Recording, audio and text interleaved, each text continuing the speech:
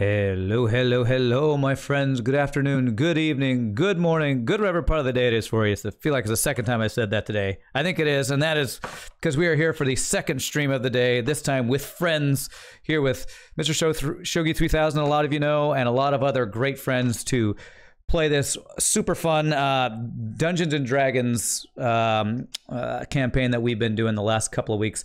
Hope you all are ready for the next exciting episode. What's up, Nietzsche? Good to see you, my friend. Last week, if you all remember, we kind of left off on a big cliffhanger where Zach, also known as Konnard, kind of jumped forward recklessly, I guess you could say, to see what was happening and got separated from the group. So I'm super excited to see what will happen. Before I turn it over to Doreen, our dungeon master, I just want to reintroduce everybody, just say everybody's names and let everybody know who you'll be seeing and following in this crazy adventure. In the top left, you see Archon. He is playing Ulrich, the spooky, scary, but also kind of hang back, scaredy pants wizard. Top right, we have Jitterbug, who is the amazing Tasso. He is a druid, shapeshifter of some sort, a wild hunt shifter. Is that right? Yes, that is correct. All right. And then, of course, to my left, we have Galen Brightburn, a.k.a. Mr. Shogi 3000, who is playing as the dwarf paladin. And over to my right, we got Zach, none other than the human sorcerer who, you're a dwarf wizard, sorry, named Konnard, who apparently likes to fight things solo. You don't like to group in WoW or anything, I guess, right? I had no knowledge of what would happen when I entered this room. You totally wanted to go kite that thing. You were going to kite it, I know. I'm not thrilled at how it turned out. Well, as you could tell, we're excited. So last but not least, of course, is Doreen, our amazing dungeon master, lore master, who is making this thing happen. So I'm going to turn it over to you, Doreen, to make this thing come to life. Great. Thank you, Ryan. So as Ryan kind of gave a quick little synopsis, we did leave off with our party exploring more of the Durst Manor, more of the basement as it is. And they came across a chamber that was separated from the room that they were currently in by a portcullis. The floor was covered in at least 2 feet of murky, dingy gray water. There are 2 steps. Actually, I'll bring you guys to that map. Two small steps led out to either side, leading up to some ledges that hugged the perimeter of this chamber. In the middle, more steps rose from the murky water in this octagonal dais type of, like, made out of stone ledges. In the middle, you can just barely make out that it was smeared with dried old blood. And there are manacles kind of built into the top of this dais. And Konnard, I guess expecting to try to determine if there's any type of magic, rushed ahead.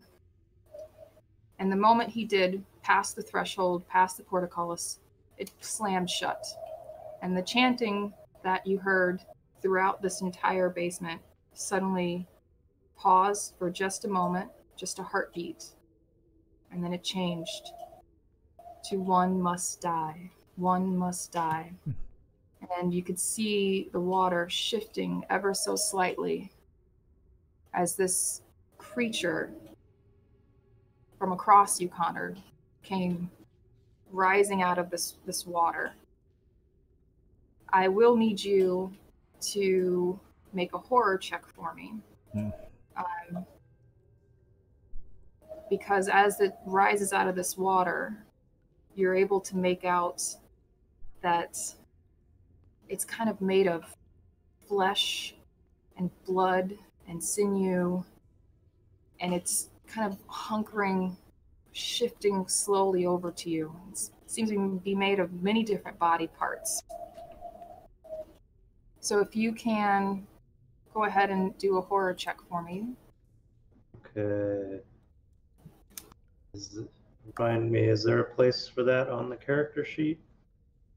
No. So just go ahead, give me an intelligence check.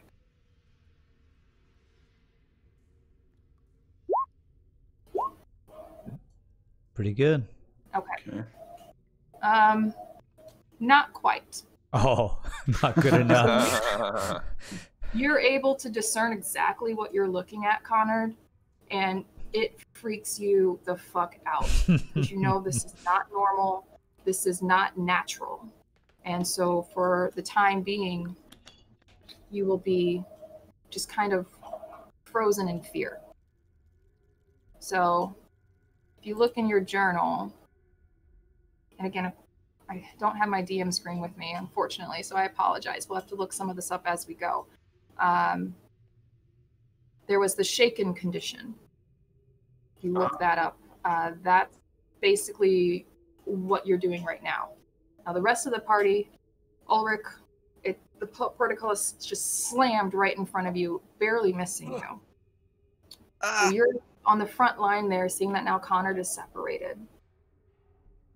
So Okay. at this point, unless you have any questions about the map itself or anything mechanic-wise, we can go forward. And behind me is Evendur and Tasso. Are they kind of sharing a space, or is one behind the other? I'll I let guess them. that's up to you. Yeah. Well, how wide is this little corridor we're So in? each of the squares is 5 feet. Okay. So, again, usually as long as you're willing to share space, I'm okay with you guys kind of being up close, maybe wanting to get closer to the portcullis now that you probably have heard that it's slammed shut. So I imagine you guys are kind of close, but it's really up to you. Well, I do know that Evendur would be right up next to Ulrich because he was expecting to use a sleep spell on people down here, so he would be right up basically as close to Ulrich as he could be. Okay. Okay. Even as close as you are, you really wouldn't be able to see any people. You can hear them, Right. all chanting in unison, and you can hear that it's not just coming from this chamber. It's still kind of echoing throughout the rest of the basement. Oh, even if whatever appeared, we were still hearing this chanting? Yep. Okay. How wide are the slats in the portcullis? They're about, like less than a foot, like 10 inches, I'd say. Okay. Like- Enough to get like an arm through or something, but not. Okay. Yeah. Okay. But we only hear the chanting in the chamber in front of us, not behind us, or is it kind of all around? It's kind of like all echoing around you. It's more not like prominent in front of you, but you can hear it from the places that you've kind of walked through. Okay. And then the light in this chamber ahead of us is the only light, my dancing lights? Or was there some other light source in here? I think Konnard has No. a torch. Konnard, yeah. Konnard pretty much always has a torch, Okay. but other than that, that's it. Okay, so dancing lights and torch. Mm-hmm. Uh, Now, Okay. I will say, other than the mound kind of rising up, it hasn't moved. It hasn't really moved far out of its place. It's just kind of almost waiting. Okay. Auric screams back to Evendur and Tasso, like, bring out the gate! Push it up! Yeah, I'd run forward and try to lift it. I make room. Okay. I would call back and ask for assistance to whoever's within earshot to come and help lift. Can we so if see... you're Sorry, go ahead. I was gonna say, if you're gonna have help, it's not gonna be the same as advantage disadvantage on this. So it's Sure. gonna be whatever you roll plus their proficiency. Okay. Well, I'm not the strongest, so if somebody else wants to do it, I don't mind helping. I'm just trying to gather people to lift. Yeah, and even if you guys all want to help as well. You guys all might be able to fit in there. At least 3 of you, I would say, shoulder to shoulder. Okay. Yeah, definitely attempted to. Konnard casts protection from evil and good on himself. Okay. I'm sorry, what were you saying, Shogi? I couldn't hear you, what you said. Go in and try to help as well. Okay. Ulrich just moves out of the way and lets them 3 deal with it. Do we see Konnard cowering or whatever was affecting him earlier? Do we see him affected by that through this gate? What do you mean? Like you said, he was affected by some horror when the thing. Oh, Konnard. Yes, Konnard. Yeah. So you can probably kind of see him, kind of frozen in fright almost. Okay. You know, he hasn't said anything to you guys since he's come in there. I would be attempting to get his attention as well to have him help lift. Would he respond to that, or is he not like with it right now?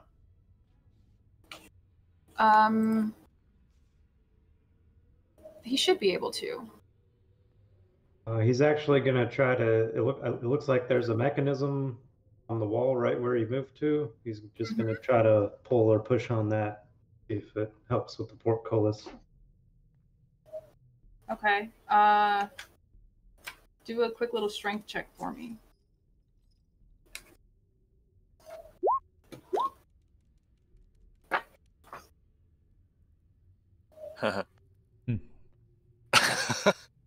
Okay. Yeah, unfortunately, maybe it's just, you know, the sight of this being. You're not all quite there, and you can't quite commit to this this mechanism just yet.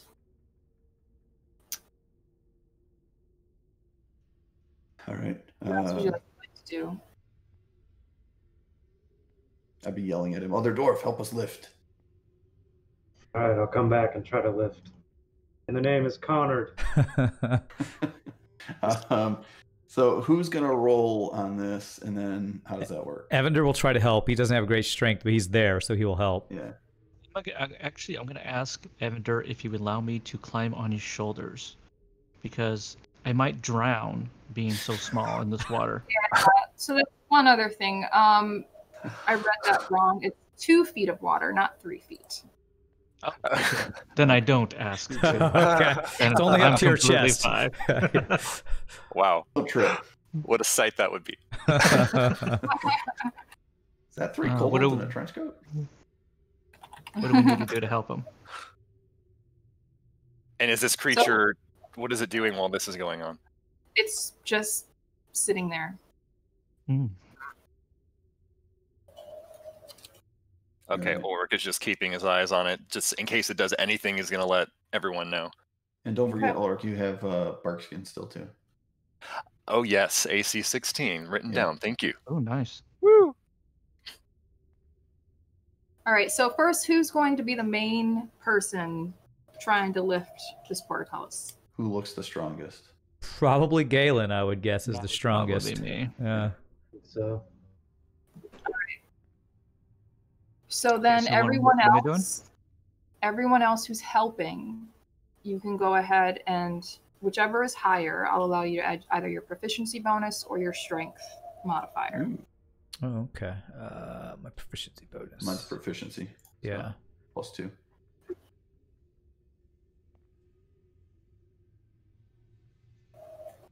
All right, so then go ahead and roll, Galen, and then just add the appropriate numbers. I'm guessing, correct? Just a straight strength check. That's good roll. That's a great roll.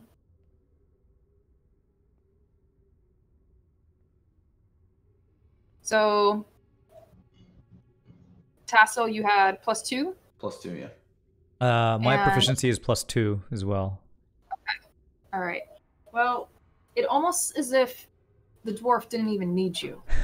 He just kind of knelt down, gripped the 2 bottom bars, and with his legs, you know, and also contracting your abs, you know, and back straight. You know, like, bring it up. He knows how to do that. Right. He knows how to do it. Safety Right. I was in the dwarven deadlift competition back in the day. So it grinds a little bit, but then after a certain point, after a foot or so, it just kind of eases up, and you're able to get it up pretty quickly. And it does. Great. Okay. So now that gate is open, and you guys can do whatever you would like to do. Yeah, I would move forward into the room. Okay. Well, let me know if you can't move your token in. No, I was able to. Ulrich Okay. stays behind. All right. Yeah, Evendur will move in to the side as well, kind of see if Konnard's okay. And this Right. thing still isn't reacting. Nope, it's still sitting there. Prince Charming's gonna reluctantly kind of look for Tasso, but also kind of sniffing the air, and he kind of decides to stay where he is. He's out of the pack. He's out of my backpack. No, Okay, so because you would Scruffles probably is have still in my backpack. to do that. Okay. And is there a second level to this chamber that we can't really see because of the darkness? No, so it's not a second level. It's a ledge that goes all the way around the perimeter of the chamber itself. It's probably in total 4 feet high. Okay, the ledge. And then how high is the ceiling? That, I believe, let me go back to that page here. Give me a moment. It's fairly high.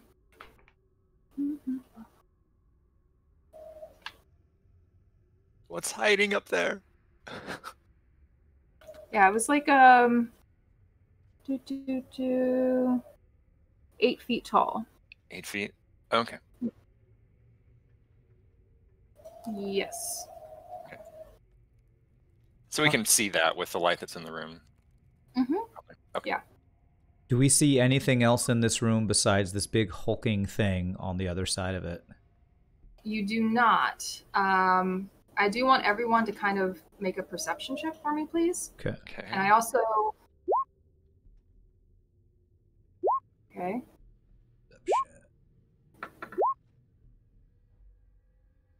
Okay. So Galen. Shogi with the rolls. Yeah. I know, right? It's on fire today. As this mound is just kind of sitting there, it's still kind of shifting and moving a little bit. And through a little gap between some unidentified muscle body parts, you catch a glimpse of what you think might be a baby. Babies.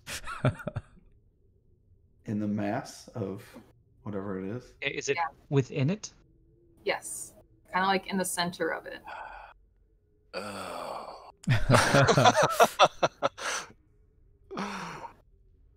Cool. You also all notice. Ulrich from behind me. Cool. Well, I guess, he was thinking it. Didn't say it out loud. You all notice that the mound of muscle and flesh in front of you hasn't really moved forward towards you guys in an aggressive manner, and neither have these kind of shadowy cloaked figures that are chanting in all the corners of this chamber. How in the four corners? Chanting. Yes. So there's 4 shadows? There are. Can you guys not? You should be able to see them. I can barely see one next to Tasso. Yeah, next to Tasso. That's the only one that we can see. I would say the light should be bright enough in here. You should at least be able to make out most of the shapes for them. Okay. I'm gonna move my dancing lights around. Oh my god, there's one. Oh wow. Okay. Okay. Does it seem corporeal or is it just? It seems kind of in between. It could be corporeal, but also at times it seems to shift into an almost ghostly type of existence. It hasn't advanced or done anything, and when we came in, it just advanced. They just are chanting, "One must die. One must die. and it's almost starting to pick up with the fervor. I would try to take my quarterstaff and just like kind of poke at it, see if it's like there's any resistance.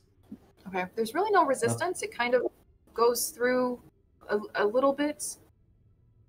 You can maybe feel just the slightest resistance, but it's not like it's hitting a body underneath all this cloak and shadow.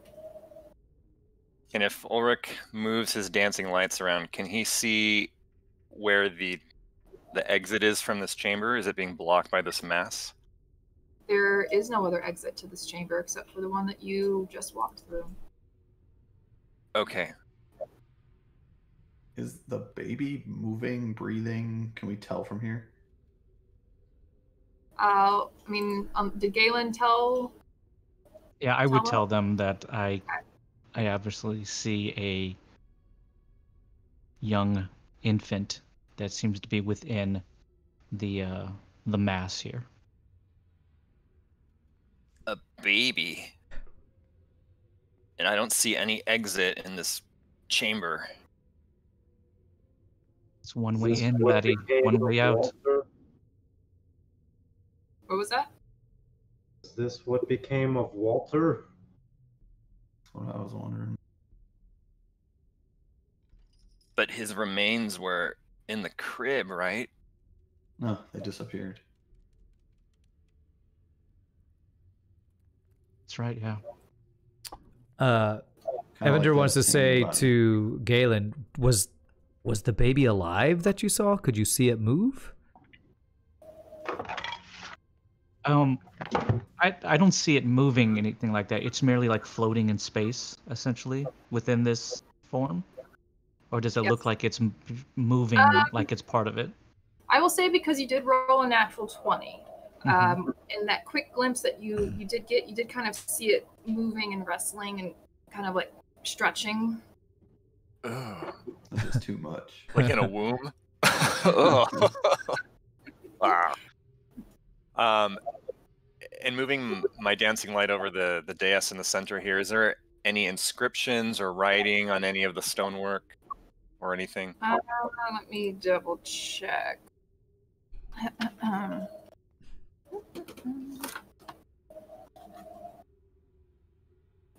So, I mean, you do see that it's obviously a blood-stained altar.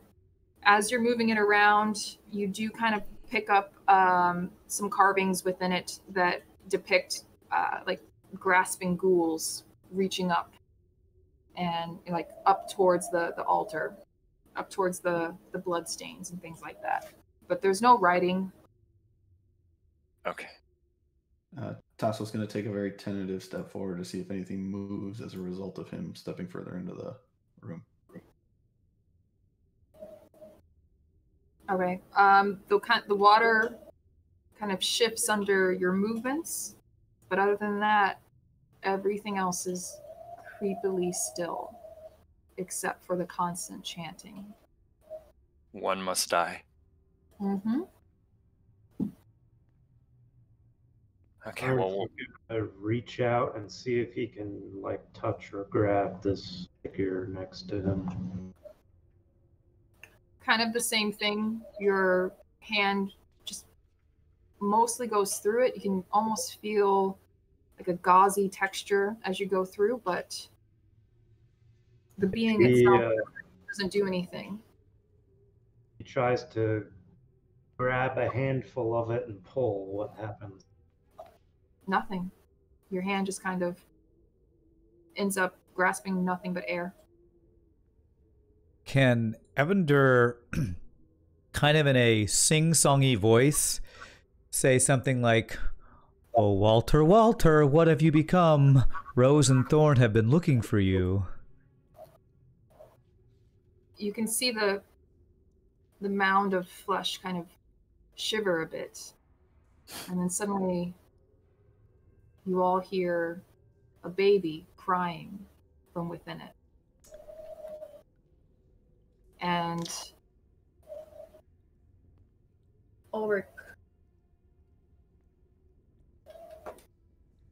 you just vaguely hear the shuffling of something behind you. And as you take a look,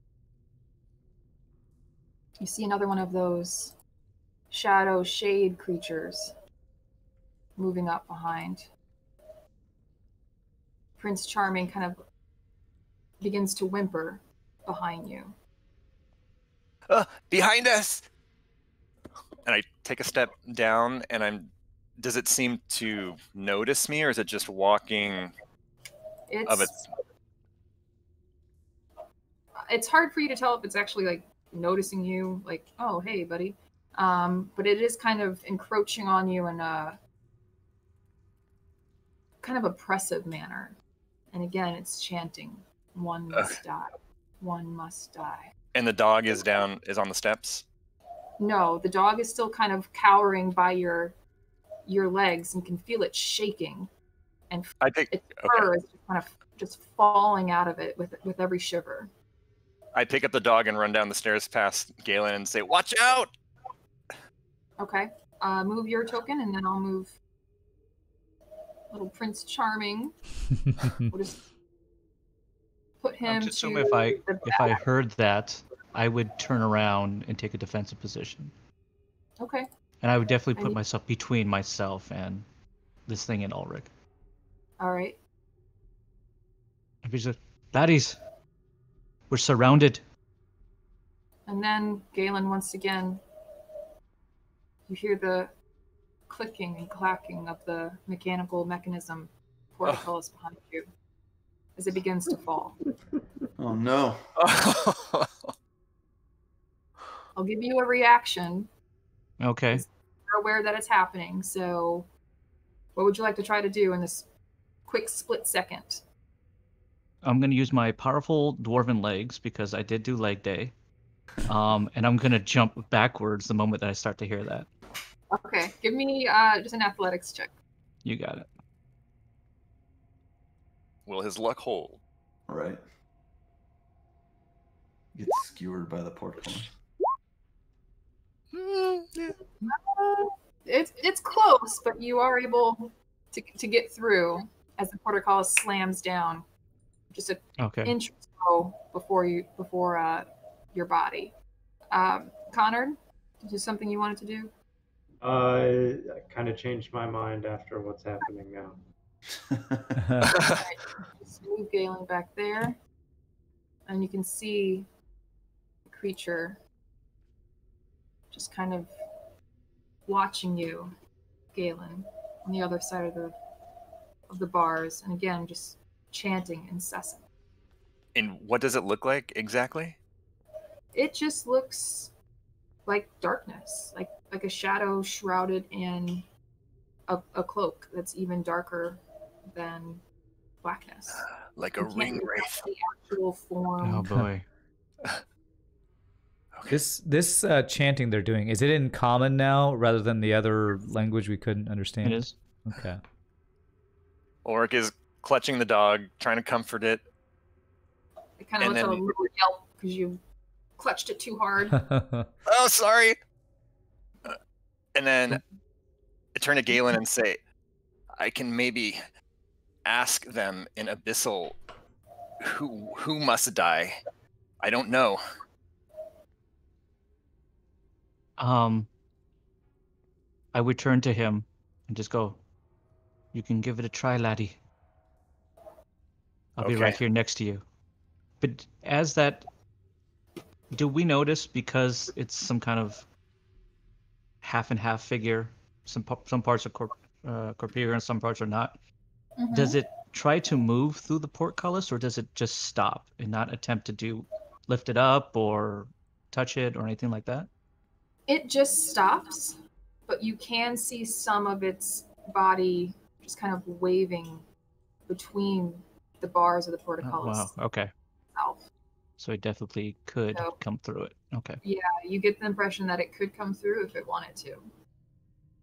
Can I tap the stairs on the dais with the staff to see if they're solid? And if they are, I want to step up on it. Okay, yep, they're absolutely solid. I mean, The Durst didn't skimp on getting good craftsmanship. Everything that's going on. So then Ulrich is going Anything out of the ordinary up here except for... Oh, sorry, go ahead. Okay, I guess Ulrich will talk really quick, sorry. He's going to speak in Abyssal in that strange, low voice that isn't really his, and just say in a few quick words, and what he asked was, in Abyssal, is, who is the one who must die? The response you get... Looking at the figure, looking at the monster. is it just continues to say, one must die. One. It didn't answer me. That's not good, laddie. All right, and not Konnard? good at all.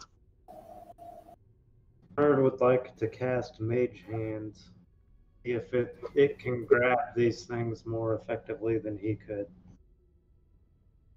Okay. I'll link that spell for you.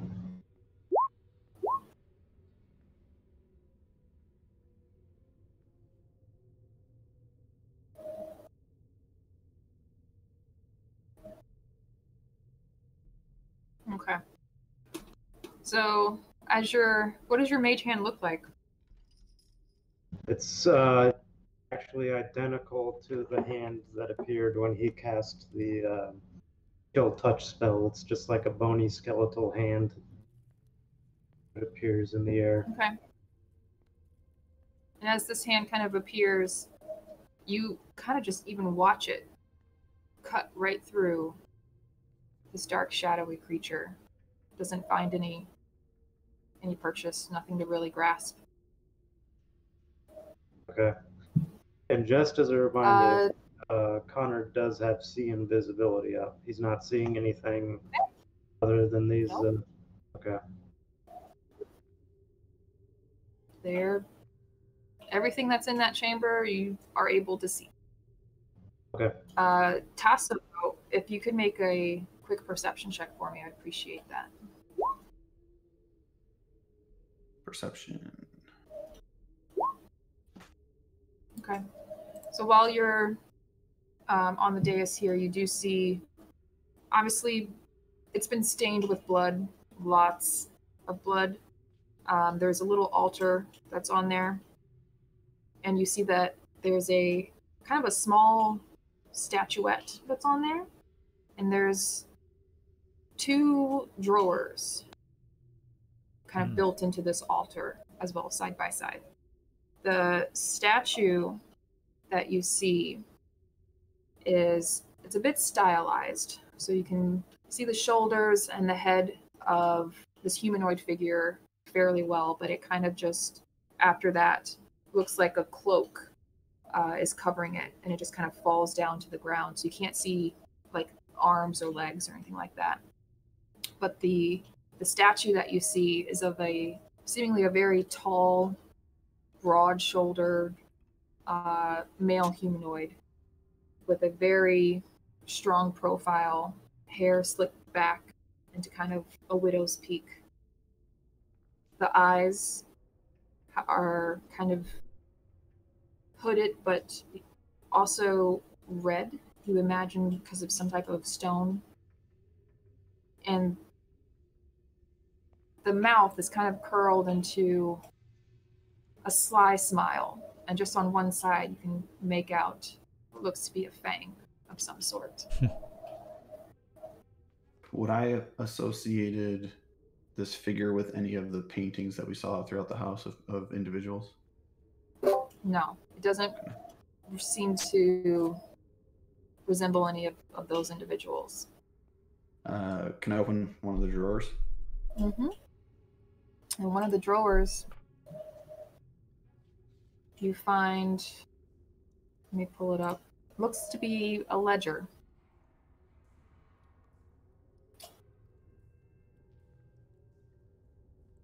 And this is what you kind of pull out. It's folded up And as you kind of open it, this is what you see.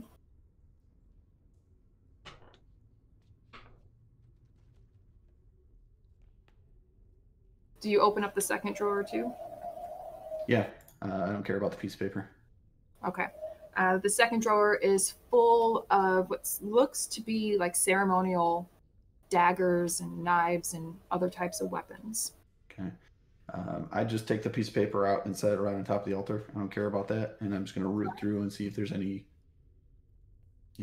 anything other than the knives and stuff in there. How many would you say are in there? Because I'm just rooting through. So if they're clanging on the floor or whatever, I'm just, Yeah, so probably about, a various size, you find a total of 6 in there.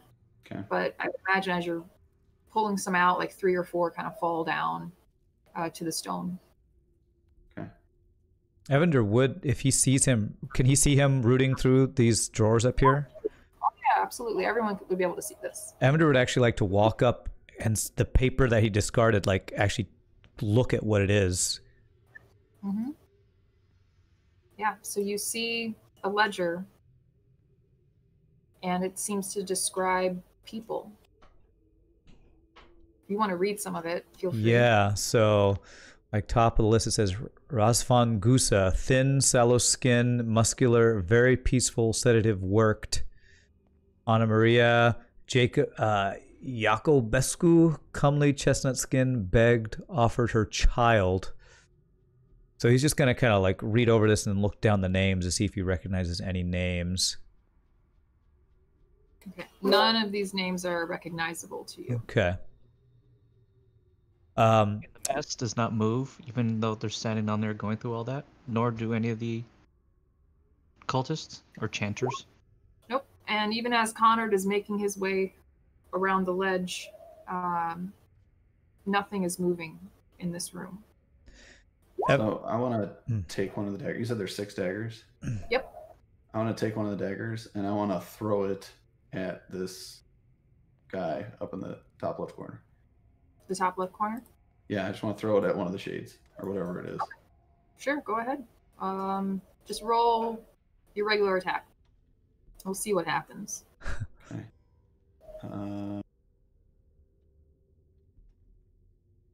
Just like a regular quarterstaff kind of to hit? Well, you're throwing a dagger, so it would be your dex, because it's going to be a finesse ranged attack. It is not. Let me do that. So if I'm proficient with daggers, I would be able to add my proficiency. So that would be D20 plus 4. I can't find it on there, so I'm just going to roll. That's fine.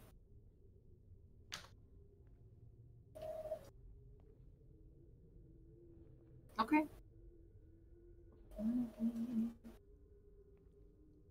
All right, so you pick up the dagger real quick and flick it out that way towards this shadowy creature, and you can see it go through it and even hit the stone wall behind it, but it doesn't make a movement. Okay. In fact, I look at Evendur and I go, well, I didn't do the anything. chanting begins to pick up more and more. And when I hear this, it almost not only is more quickly, but a little bit more angrily and more oppressive. when Ulrich hears this loud clang of the dagger against the stone, because I imagine it passed right through this figure, right? Mm-hmm. Mm-hmm. Like Ulrich turns to the dais, he wasn't really paying attention. He's been fixated on this thing right in front of him and Galen, and he says over there, like, "What are you doing?" I'm working on it, and I take another dagger and I want to throw it at the thing with the kid inside of it. You're making it worse. Evendur sees him wanting to throw at that, and he like wants to like try to stop him. Like, hold on, stop. Okay. Does Tasso hold on, or do you still want to go ahead and try to throw it at it? So I'd be in the moment, just getting ready to throw it. So if he blocks it, great. If not, you know. Well, Evendur wants to like try to grab his arm to stop him from throwing. Like actually, not like a strength grab, but like like a like stop somebody from moving, stop his arm. Okay. Yeah, exactly. Well, Tasso, definitely roll to attack. Okay. Let's do the same thing I did before. Oh yeah, that was great. Evendur, you'll have to do for me, that's more like a quick reaction type of thing. So just go ahead and roll a straight dex. A dex, okay. So that would be like a dex saving throw, or no, just roll a d20 and add whatever your dex modifier is. okay. Okay. Well, that's a 20, and my dex modifier is +2. So. Okay. All right. So Tasso, you still kind of throw the dagger out, but Evendur's hand or arm just kind of comes up and hits your arm, so that as you're throwing it, it actually kind of goes wide and short. So it just kind of the knife falls into the water with a splash. I look up and what did you mean to do that? I said, yes. This piece of paper you found. This is a list of, I don't know if it's victims, but it looks like people that they tortured or experimented or killed down here. I don't think we should antagonize this before we know more of what's going on here. Are you crazy? Don't throw something at it! And Ulrich's gonna walk over. There's daggers in here. Daggers are for throwing. Found a list. Let me see it. Evendur's going to hand it over and say, look, it's got names, description, and it looks like what happened when they were testing them or something. Ulrich is keeping eyes and ears on everything else in the room if anything changes behavior. Konnard spends a few moments studying this list. He wants to look back at the creature and see if he can deduce, based on the descriptions, if some of these parts might have been used to make this thing. Okay. I mean, it's a little hard to tell because it's all kind of jumbled and mushed together. But it's not a far cry from what maybe they're doing down here. You would imagine it makes sense to Konnard that they're using sacrificial body parts to do God knows what. And would Ulrich have come across some kind of creature like this in his studies? Does he have any knowledge of this? No, this is weird and crazy to everyone in this room. It's very unnatural, very disgusting, and very... It's an abomination to nature. Yeah, it's an abomination to everything that's natural in this world. Ulrich's going to kind of look over Konnard's shoulder and say, if there's a baby in there, if it is baby Walter, is he in that list? No, I don't see his name or any other names I recognize.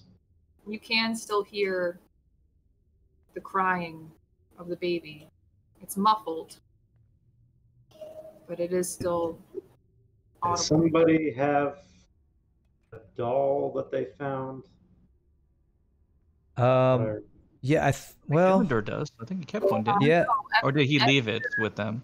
Yeah, Evendur did find a doll, but he left it with the bones of Rose and Thorn. Yeah, I put it down with Rose to kind of be like the memorial or a memento to her kind of thing. Mm-hmm. Do you have... I took... what was the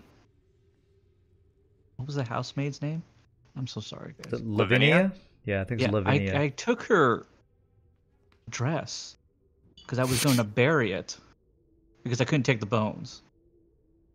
Do you think if I would go to the group, do you think it would do anything to maybe calm the child that he's... Was Lavinia related to Walter? Was she the mother? The nursemaid. Nursemaid. And as you're asking this, Galen, you see another creature move in from the stone wall.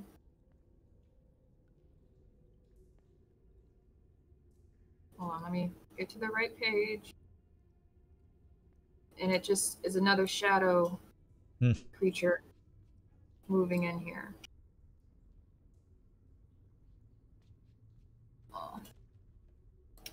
Did it pass through the wall? Yes, it did. Oh wow. This is only going to get worse. We need to destroy this abomination. With the use of divine sense, can I do it specifically on someone? Like, I want to do it specifically on the baby to determine if the baby is evil. Okay, it's not a specific thing. It's more like an aura that you kind of spread out from yourself. So anything that kind of pings your divine sense is going to show up. I'll just assume this whole room's gonna ping. Especially if they're coming through walls. Could I be. would like to attempt to try it. Okay, go ahead and link it in chat for me again. Roll a migraine check. Why does my head hurt so much?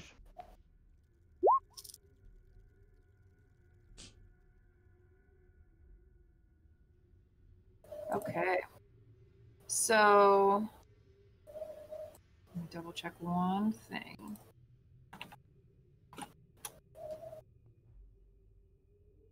So as you're extending this aura, yeah, pretty much everything in this room, very much similar when you first came down and you were checking and you got a bunch of ghouls and stuff like that pinging.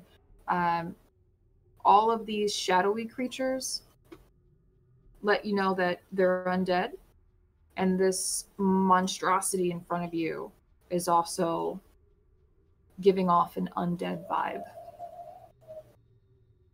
Okay, I would definitely convey that to my group. Yeah. So what? The longer we're here, the more these wraiths come in. There was 4. Now there's Well, 6. Galen can Until even feel, yeah, you can even feel beyond the one that's right behind you, behind the portcullis. There's even one more coming. we kill the abomination. Konnard would like to inspect the area of the wall and the floor and the ceiling that figure just walked through. If you can find any signs that this part of the wall might open up or anything like that. Sure, do your investigation check.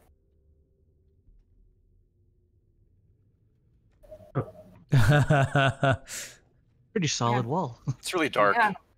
Again, they spared no expense when they got like the best craftsmen to come in and build this dungeon. So unfortunately, you don't find anything, Konnard. It looks like a pretty... Got stone cunning as a dwarf. I think I get advantage on actually. Even at Let me see if that roll at advantage, you still aren't able to locate anything. Okay. You are able to appreciate the good craftsmanship. And is the baby inside the undead mass, what is it doing this whole time? It's just crying. Just crying. Again, the mass itself isn't moving at all. It's just kind of sitting there, quivering a little bit. I turn to Tasso and say, the longer we're in here, the more of these wraiths might show up. I'm gonna try something. Just be ready. Don't let Evendur know. Okay. So he might punch you in the arm to stop you. So, well, I'm gonna conjure basically from everyone else's perspective, because they don't know what Ulrich can do. They're going to hear Lavinia's voice speak in front of the mass, say, "Baby Walter."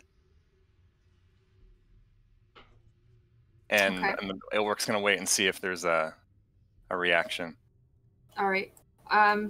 You do kind of hear the baby pause his crying for just a moment, and then it's almost, he just lets out this loud wail of yearning, and you can almost feel as if he really would love if Lavinia can hold him.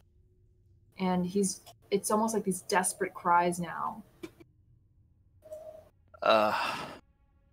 Okay, Ulrich looks around. What are the wraiths react to this? They just kind of stand there, watching, waiting. And then I don't. Yeah, go ahead. React to that. I take a stone bullet out of my pocket and put it in my sling and start swinging it around. Like within a second or two, if nobody does anything, I'm gonna sling a stone. Arn's gonna try to reach out and grab his arm. Gosh, we must kill this thing. Sorry. Sorry. Hold on. I want to say, just because you're just kind of throwing, you're not ready to do an attack I haven't done yet. I'm just getting it ready. Yeah, Konnard, if you want to go ahead and do a quick little dex check to see if you can kind of pull his arm down a little bit, be like, hey. This abomination must die. Well, are you actually going for it? You're trying to hit it? I'm trying, but I don't do I oppose roll here? Yeah, go ahead. I think for this, just do straight dex. We'll keep it the same. Okay. How do you roll just the dexterity? For whatever reason, when I click on it, it's not working. Click. Oh, there it is. I got it. Okay. Son of a. Yeah, so he's able to just kind of bat your hand down a little bit. So, Konnard, is there anything you wanted to tell him or say at this moment? Calm yourself, man.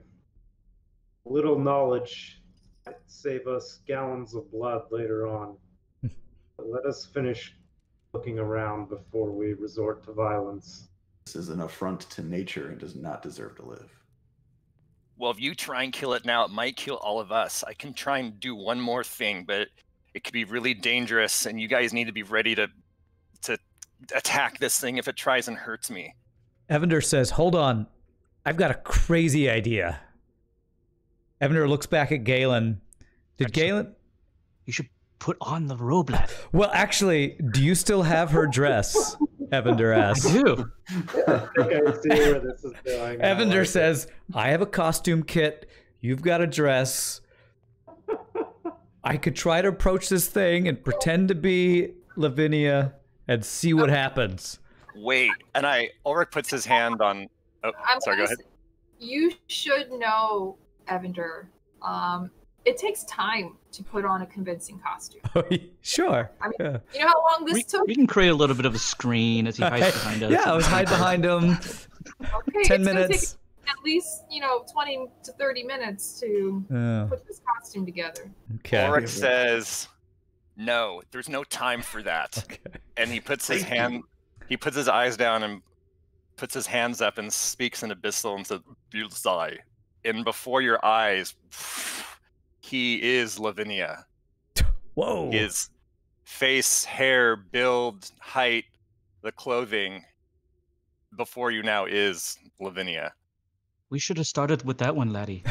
Evendur's like, wow, I wish I could do that. But then the voice talks.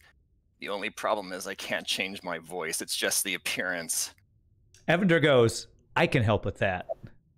And Evendur says, if you walk forward, I will imitate the voice we heard and see if we get any reaction out of baby Walter. Okay, maybe I should hold the dress too, just in case. I already have the dress out. Just go, here you go, laddie. Okay, Ulrich just takes it and holds it. you do recall that this dress is bloodied and it has stab holes in it, right? But really old, right? Yeah. It's even kind of like crusty. Oh. Mm-hmm. I mean, that's fine if you wear it. I don't know what you're... When I hand it to him, I just go, be careful with it, laddie. I don't know. It's an antique. I don't know if this dress is going to help. It's pretty messed up. What if it just scares the baby? Why would it scare the baby, lad?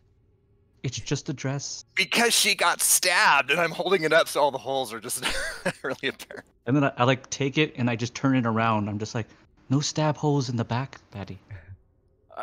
Okay, I just bunch it up and like just cradle it to myself. I pass the dog to Tasso, and then just carefully I look at Evendur and kind of like nod, like, you ready? Yeah, and Evendur's going to follow right behind Ulrich, remembering the voice that he had just used to imitate Lavinia, and basically trying to perform that voice. All right. And as you guys move forward to the mound, you see yet another one of these shadowy cloaked creatures push through the wall and kind of begin to seemingly surround you guys. Are the figures reacting at all to us slowly moving forward to the mass? They're pretty much just standing and watching and chanting as they have been the entire time. I want to lean my head towards Evendur and whisper and say, "Tell it to let us out." So as Ulrich approaches in his... Staying 10 feet away, at least. In his Lavinia look, Evendur's going to, in that similar sing-songy voice, but doing his best to imitate the voice he heard Lavinia speak in, say, let me think what he wants to say here.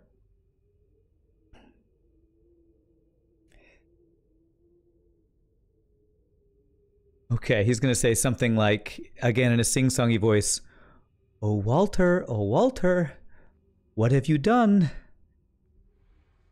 You must let your friends go out and run free."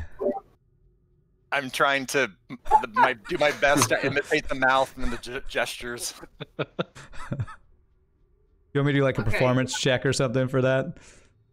Absolutely. Both of you. Oh, no. Okay. All right. Here we go. I start swinging my sling again. There's Evendur's performance. Hey, right. That's pretty good. That's not too bad at all. So surprisingly, Ulrich, not being trained at all, you already kind of keep up with the speech that Evendur is giving off. I will say, Evendur, accent, not so good. A little off, could have been a little better. Yeah. But you do hear Baby Walter again, just pausing at the sound of Lavinia's voice. And then the moment you stop speaking, he begins to wail again. And it kind of, deep within you, it resonates. It's a sound of longing. It's a sound of, like, the baby's frightened. He's scared. He's wanting to be with someone he knows is safe. And it just continues. Is the baby more towards the front of the mass? Like, where in the mass is the baby? It's hard to tell because it's still, even though it's staying put, it's still constantly kind of moving a little bit. And every now and then, a large piece of muscle will open up just enough for you to see part of Baby Walter. So there's just this like constant like pulsating and undulating going on. We see the baby shift through the mass. Yeah. And every now and then, like, blood will ooze out of parts of it that it's just really disgusting. Evendur wants to actually whisper to Ulrich and say, I think we need to get closer. What is Tasso doing? If I see the little like opening where the baby is, I want to try to sling through that and hit the baby. Oh my gosh. It kind of up there for a moment, so roll your slingshot attack. It's got to be a pretty good accuracy for something like that, I feel like. Oh gosh. Yeah, so the hole, which is such a kind of a gross word in and of itself, thinking of the this orifice. Yes, that doesn't help. That's worse. That's worse. But it just shifts enough that your little stone little shot there doesn't quite make it inside, but it does hit the creature. So you do need to roll your damage. All right, and I will need everyone to roll their initiative. Oh, I turn back at Tasso. What are you doing? Ending this. Ooh. Oh, Lord. All right. Damn it. Dun, dun, dun, dun, dun. Shoot. Sorry. Let me know if you see mine, because I got that message about no valid token. Nope, I see yours. You see? Okay, good. Yeah, mine came through, but it's not right, so I'm gonna correct it. Yeah, mine didn't do anything. I'll use my fancy die. Ulrich is made speedy by fear.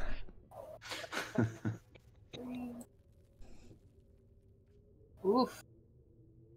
You guys are lucky.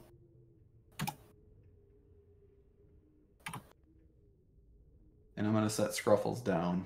I would have done that before I slung the bullet, so he's just standing next to me on the altar. Or Prince Charming's having a complete identity crisis. Have call him Prince Charming, he calls him Scruffles. I want to give him a name. Just real quick. So is first, if everyone can check that their initiative is correct.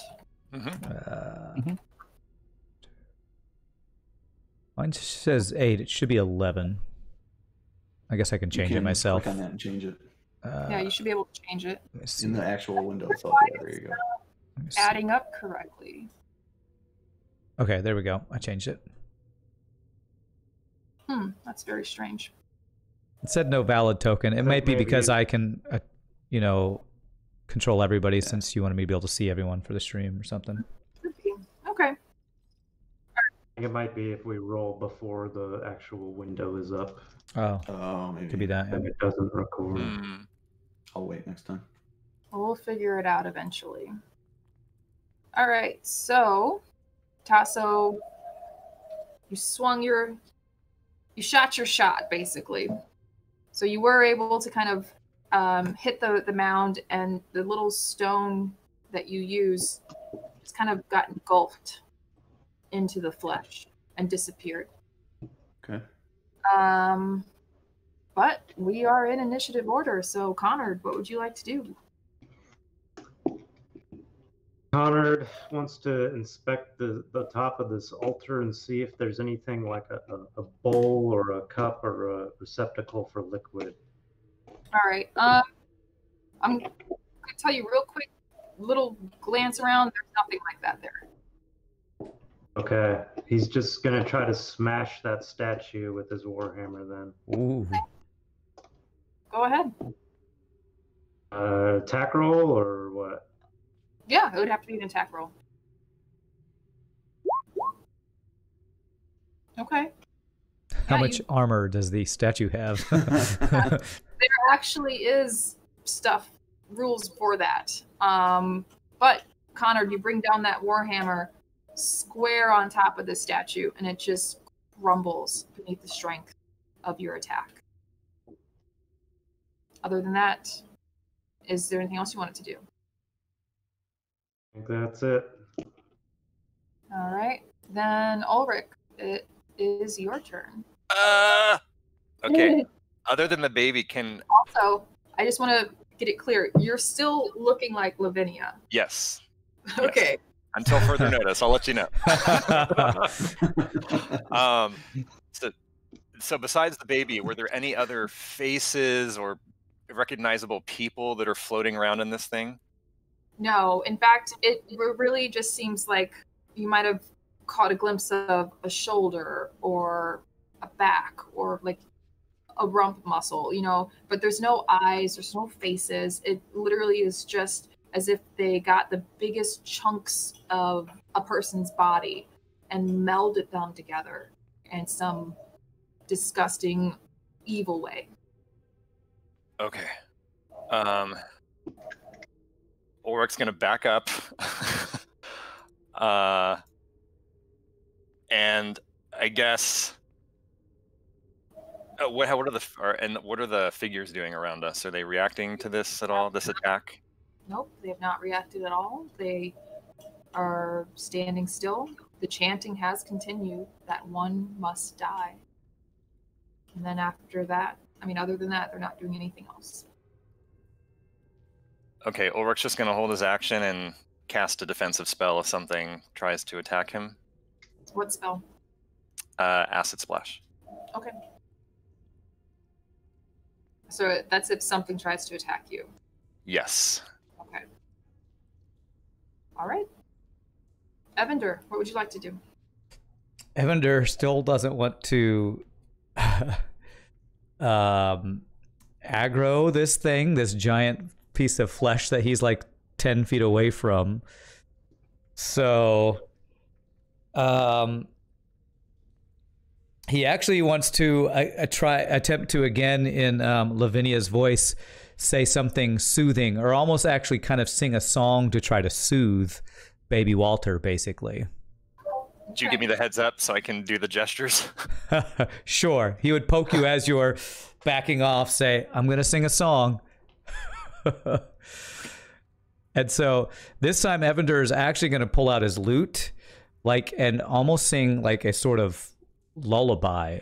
Try to remember if he heard. Did we ever hear Lavinia singing songs through that door when we first heard her upstairs? Yeah, you did kind of hear a little lullaby before, like, she kind of stopped and said, "Oh, please, baby Walter, please, just by the morning Lord's light, please just be quiet. Stop your crying." Okay. He wants to do his best to actually improvise something on the lute while singing that song towards baby Walter. Okay. So I'll do another, I guess, performance check for that. So Sure. Through Ulrich's visage of fear, he's kind of like, like. Yeah, Ulrich, you'll still have to do one too if you're wanting to mimic. Yes. But Yes. I will say, Ulrich, you would have to do it at disadvantage since you're backing up. And I agree. And freaking out, I agree. Oh. wow. Well, you know what? Sometimes under stress, under pressure, you do your best work. There you go. Yeah, it's true. You are perform able under to- pressure. Yeah, surprisingly. So now I'm also just going to let you know this entire time the creature's still moving. For just a quick moment, it pauses. The crying pauses. With the But song? Yeah, with the song, listening. But the moment Lavinia's voice is no longer heard, he begins crying desperately. And does it... So I was going to ask, does it keep moving the second the song stops? It kind of like pauses a little bit. You can still see parts of it ripple, but or quivering, but it doesn't keep like undulating it. Well, if it's possible, Evendur almost wants to treat this as, I don't know how rituals work, but almost like a continuous thing that he's doing. So he's not going to do anything else, but just continue to kind of play this song and sing it in as soothing manner as he possibly can. That's what he wants to do. Is that possible for him to just continuously play this song? I guess each round we have to make performance checks then. Well, even if you stop your performance, that's kind of what Evendur wants to do. Something to try to soothe. To play, to soothe the rabbit beast. Yes, exactly. Yeah. Okay, so we'll say you'll continue to play in the background. Did you want to make a movement? Well, he doesn't want to get closer to the thing, honestly, but he does want to stay close enough so that he can hear his voice. So I'm going to say he probably stays about at the bottom of the steps where he is right there. Okay. Sorry, and just to be clear, it was moving forward until the music started, or? No. No, So- okay. It was just like... It's still like kind of shifting and moving Got in its own space, but it hasn't actively moved toward anybody. Okay, got it. All right, then. Galen, what would you like to do? I guess I would obviously notice that Evendur does not want to. Obviously doesn't want to attack. As he does that, I'd like to get on one knee and I would like to say a prayer to Lavinia. And if she's still bound to this location, I'm just going to see if I can beckon her to come, and her child needs her. Okay. That's going to be... I'm going to say if you want to take the time to do that, that's going to be more than one action. It's going to take at least two That's actions fine. for you to do. Yeah. Okay. And then, Dungeon Master, if it matters at all, Ulrich is secretly carrying a few of Lavinia's wrist bones and finger bones. Yeah. That makes a difference. A fucking weirdo. Ulrich. Yeah. Bound to the weirdo. For this exact situation, in case we had to call her again, but no one knows that. Well, you wouldn't right now see what Galen's doing. Right, I don't. That's But just in case it complicates things, just FYI. All right. In that case, Tasso, you are up. I look around and see that nobody else is attacking this thing, even though I already hit jeez. it. So, is it still soothed by the song? You know, I mean, at this point, like, Baby Walter is still crying. It's maybe not as, you know, incessantly as he once was, but there's still that pull of wanting to be safe, wanting to be in someone's arms again. You know, someone that pretty much your entire life has taken care of you is nearby, and they're not picking you up. Like, what's up with that? And, you know, he's scared. So he's not moving or shifting quite as much, but he is still calling out to Lavinia. Let's say that. Okay, well, he still looks like an abomination, so sling away. Okay. Oh. Yeah, again, that will not hit, unfortunately. Okay. Maybe you're just kind of distracted. In the back of your mind is wondering what are these people doing, and so you just kind of loose without really fully focusing on the abomination in front of you. Okay. So After this, goes high. Ulrich Lavinia swings back at Tasso and says, "Stop doing that!" Okay. Tasso, did you want any movement? No, I'm probably gonna stay where I'm at. I might shift down a little bit, Okay. but other than that, I'm just trying to keep an eye on the abomination. Bring the dog with you. So I set Scruffles down on the altar. If he chooses to stick by me, that's great. If not, Kill the dog. One must die, you know. Character? No. That was player, not character. Okay. All right. you leave Scruffles alone. He's he's looking at you, like kind of walking away, and his eyes are getting big, and his brow is getting really, really furrowed and worried. His ears are laying back across his head, and he's still shaking and shivering. And he kind of makes a moment, like a little quick movement towards you, but then decides to stay where he is. Okay. A little too scared. All right, so now it's this weird flesh mound creature. So it's just gonna move. 5.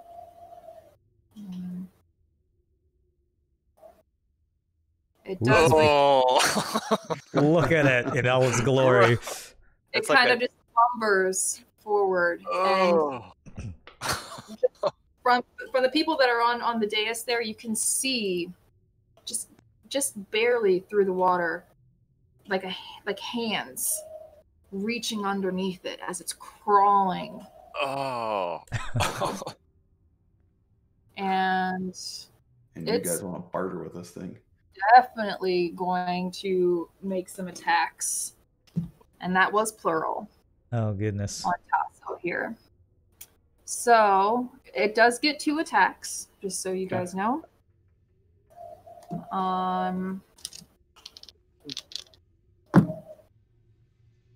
What's your AC, Tasso? 13, 1-3. 9, 10, 11, 12. Okay, so both of these will hit you. Okay.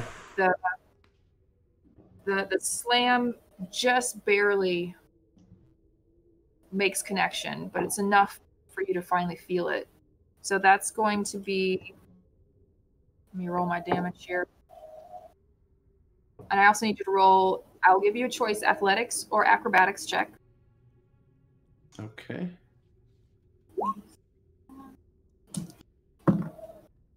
So that's 10 damage. Okay. So 10 damage. All right. And then as it's like reaching out to slam you, you just feel this warm, thick, viscous thing kind of cover you, liquid cover you, and you look down and you're just covered in this red goo that it's kind of spewed on you. And that is going to be, you took your 4 damage, right? I'm sorry, 10 damage. 10, yeah. And Ulrich, I lost concentration on the bark skin. Oh, damn. So take another 4 acid damage. Okay. Oof. And you did your athletics check, or acrobatics check rather, did fail. Okay. And so the creature, the hands kind of reached out and grabbed you and pulled you inside of it. Okay. Oh. So we'll actually put you in the center here. Oh. Okay, there we go. Am I visible to everybody else? You are not visible to everyone else. And in fact, while you are in this engulfed state, you will get the opportunity to kind of break free at the beginning of your next round. But as you're in here, you actually do see baby Walter is at the center of this flesh mound. All right. So do I still get actions in here, or is it just at the end of my turn I can try to break free? Well, at the beginning of your turn, you can try to break free. Okay. As far as actions, we'll get to that when it's actually your turn. Sure, that's fine. You see kind of baby Walter. He's in the middle here, kind of suspended by these tendons and arteries and things like that. So it's almost as if this mound of flesh is almost kind of feeding off of baby Walter, and you see him in there. He's crying, he's moving, he's like kind of reaching out, but you don't get the sense that he has control over any. Sure. I'm just double checking. Yeah, so there's all these tendrils that are connected to baby Walter, and that should be your turn. You took your That was the monster's turn. That wasn't my turn. Right. But it should be a total of 15 damage that you took. You said 10 and 4. Was it 10 and 5? No, I was holding a D4 when I said 4. But the total encompassing that first 10 plus what I rolled with the D4s is 15. Okay. Got it. Okay. So then, Konnard, you're up. Okay. Konnard's going to cast. Engulfed in this creature. I'm going to cast Chill Touch at the creature. All right. That will hit.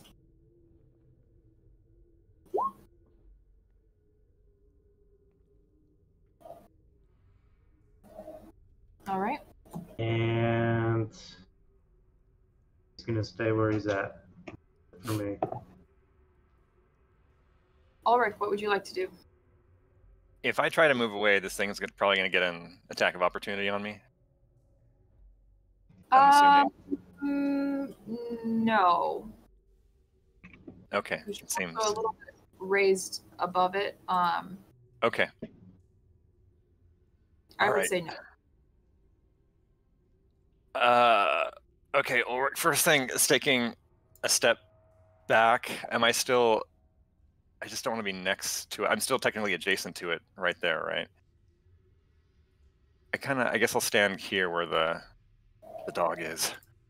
And then I'll look over at Evendur and say, tell him to release him. And I'm just gonna I'm gonna say that and then hold my action, and if something attacks me, I'll use Acid Splash. Okay. Evendur? When we saw Tasso get pulled inside of this thing, were we able to see the tendons and all that stuff attached to baby Walter? That's something strictly only Tasso has been able to see. Okay. So all we saw was him getting engulfed by this thing. Yeah. And completely engulfed, like not even like feet hanging out or anything? He's all up in there. Okay. Okay. Well, I almost made a joke, not going to say it. well, Evendur hears Ulrich tell him to let him go. He doesn't think it's going to do any good, so he's going to actually stop his singing because he saw actually engulf Tasso completely. And let me see. I have healing word. It says here, let me link it. I'm wondering if I would be able to cast it on him when he's inside of this thing. I don't know if that counts as me being able to see him or not. No, you're not able to see him. Okay. So I would not be able to cast healing word while he's inside this thing. Okay. Correct. It's okay. It's really cozy inside. It's probably warm and yeah. Well, actually, maybe not, but there's. What would you like to do, Evendur? Sorry, I hit healing word and now a thing popped up. Okay, there it is. Sorry, so I can't do that. Okay, Evendur is going to walk up 5 feet, try to stab the thing with his sword. Okay. He wants to try to cut. Basically, he wants to try to cut Tasso out of this thing. Is what he wants to do. Okay. All right, understood. So he's going to take a swing with his rapier here. All right, that will hit. Okay. And my damage. Okay. You know, you nick it a little bit. You kind of cut a couple inches in, but you're not able to see Tasso. Okay. Having moved forward, I assume if I move back, then he would get an attack of opportunity, correct? You are going to be kind of close enough to get that attack of opportunity if you move back. Okay. Then I will just stand there and yell in there, Tasso, are you okay? And that's what I'll do. Tasso could respond if you'd like. I'll respond on my turn. Okay. In that case, Galen, you're up. Do I get anything from my prayer? At this Any response from her? You don't get any response. You can feel that it's building. But again, remember I told you it would take you 2 actions. Mm-hmm. And I believe this would be your second. So on the next round, if anything's going to manifest, at that point it will.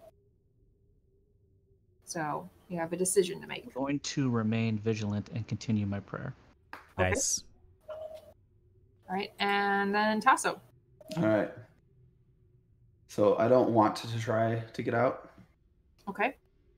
I want to shape change into a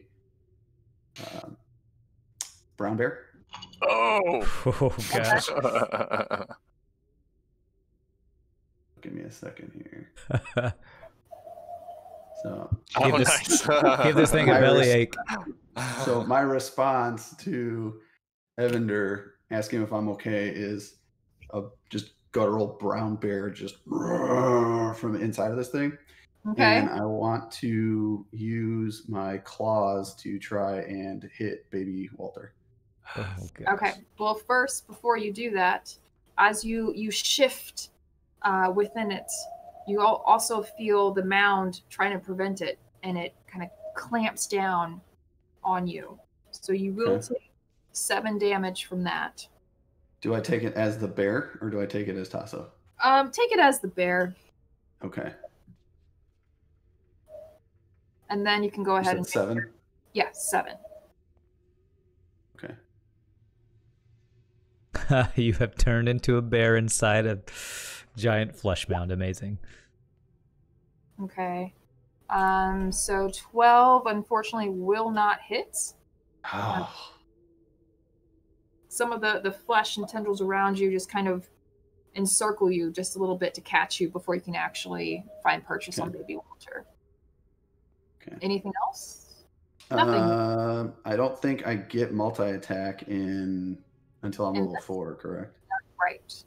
So the rules for wild shape.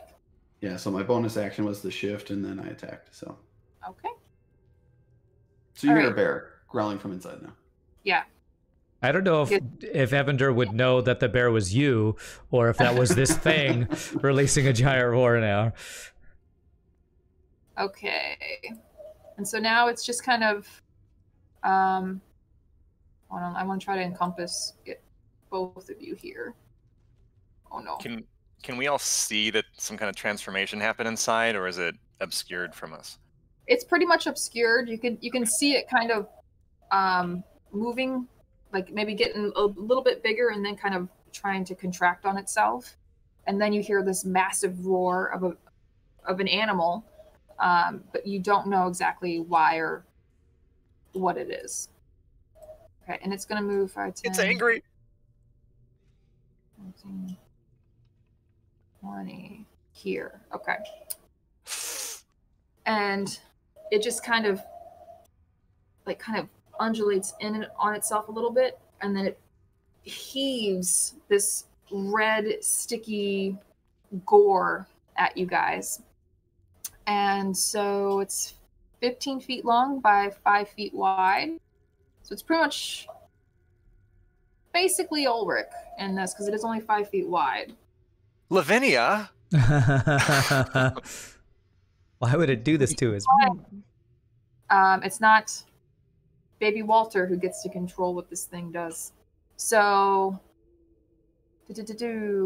I need you to make a dex save. Ulrich. Oh no! And isn't Scruffles in my square too? Does he have to make a dex save? Oh, that's right, he is. Oh no! Prince Charming, or whatever his name is. The dog. The dog.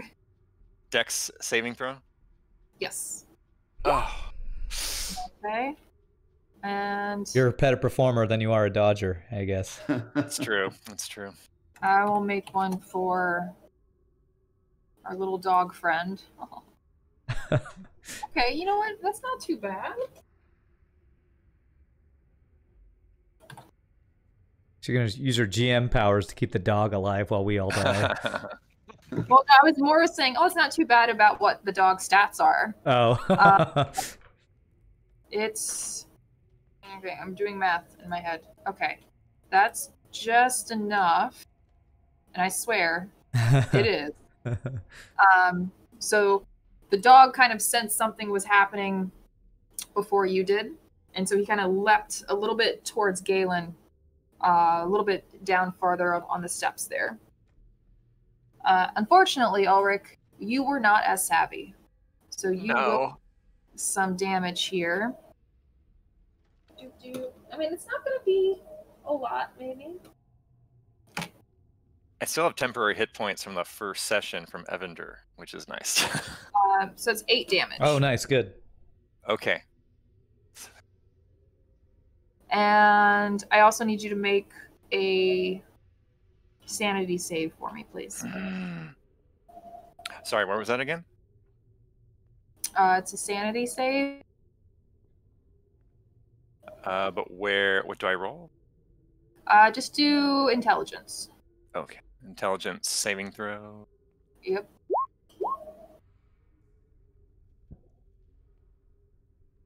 Okay. Okay.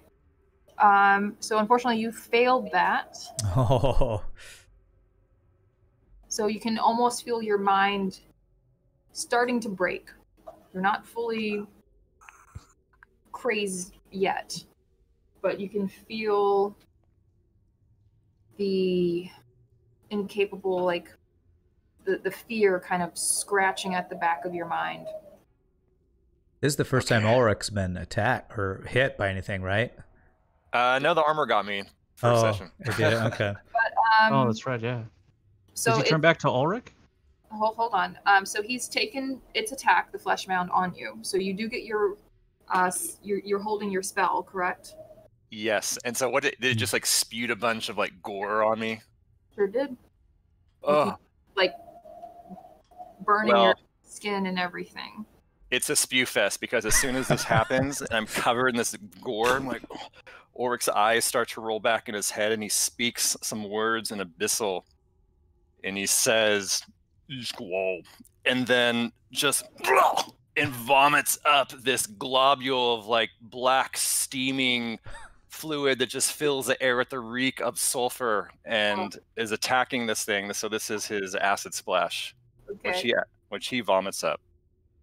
The worst pool party fight I've ever seen. It's like, yeah.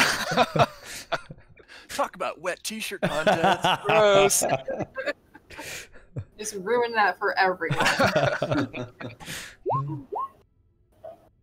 Oh, it has. Sorry, it has to make a dex save. Well, I don't know how you want to do this because it's like right up in my space, but normally it's a dex save with a DC of 12.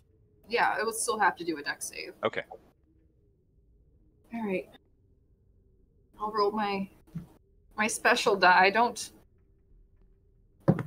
Okay, well that's kind of let me down there. Yeah, so that's a 6. So it's gonna take that damage. I heard something. Wow.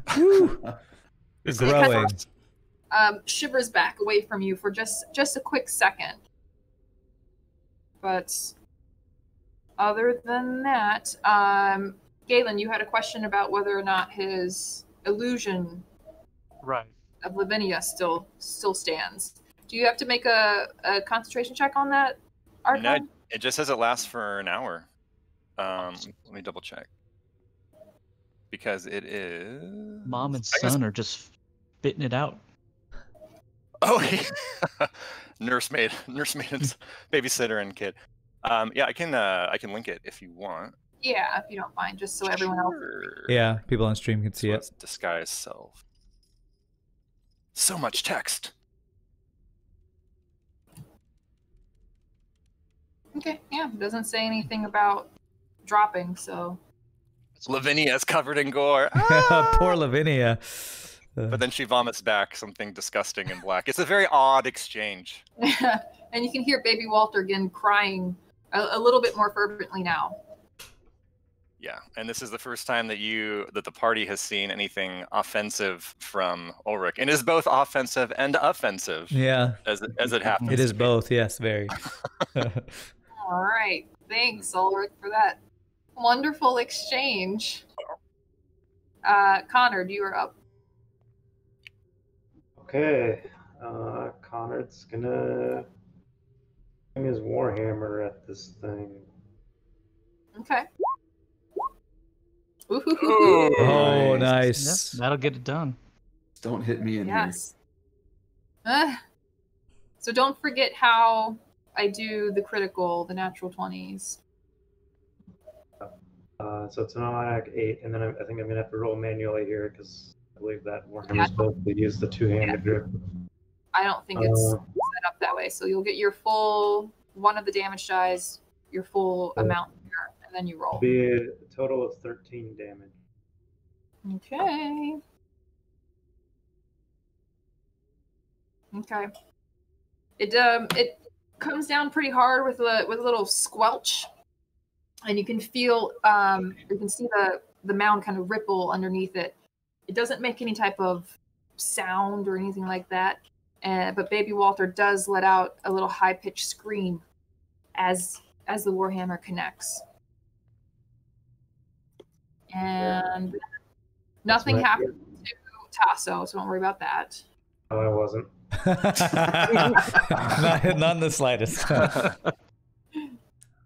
right, what else were you going to say, Konnard? That's all I'm doing for my turn. All right, then Ulrich, you're up. Oh man, again. All right. So I'm assuming if I move back, it's definitely going to get an attack opportunity on me. Oh, yes. Oh, and you know what? I forgot to do something, but that's on me, so just keep it moving. Okay, well, Ulrich doesn't know of these things. He doesn't care. He's still just wanting to get covered in red slop, looking like Lavinia, trying to get away. He is going to move back to the bottom of the dais here. Okay. Whoops. Okay. So does it get a hit on me? Yes, it will. Okay. And it will definitely Oh no. hit you. Mm-hmm. So that's going to be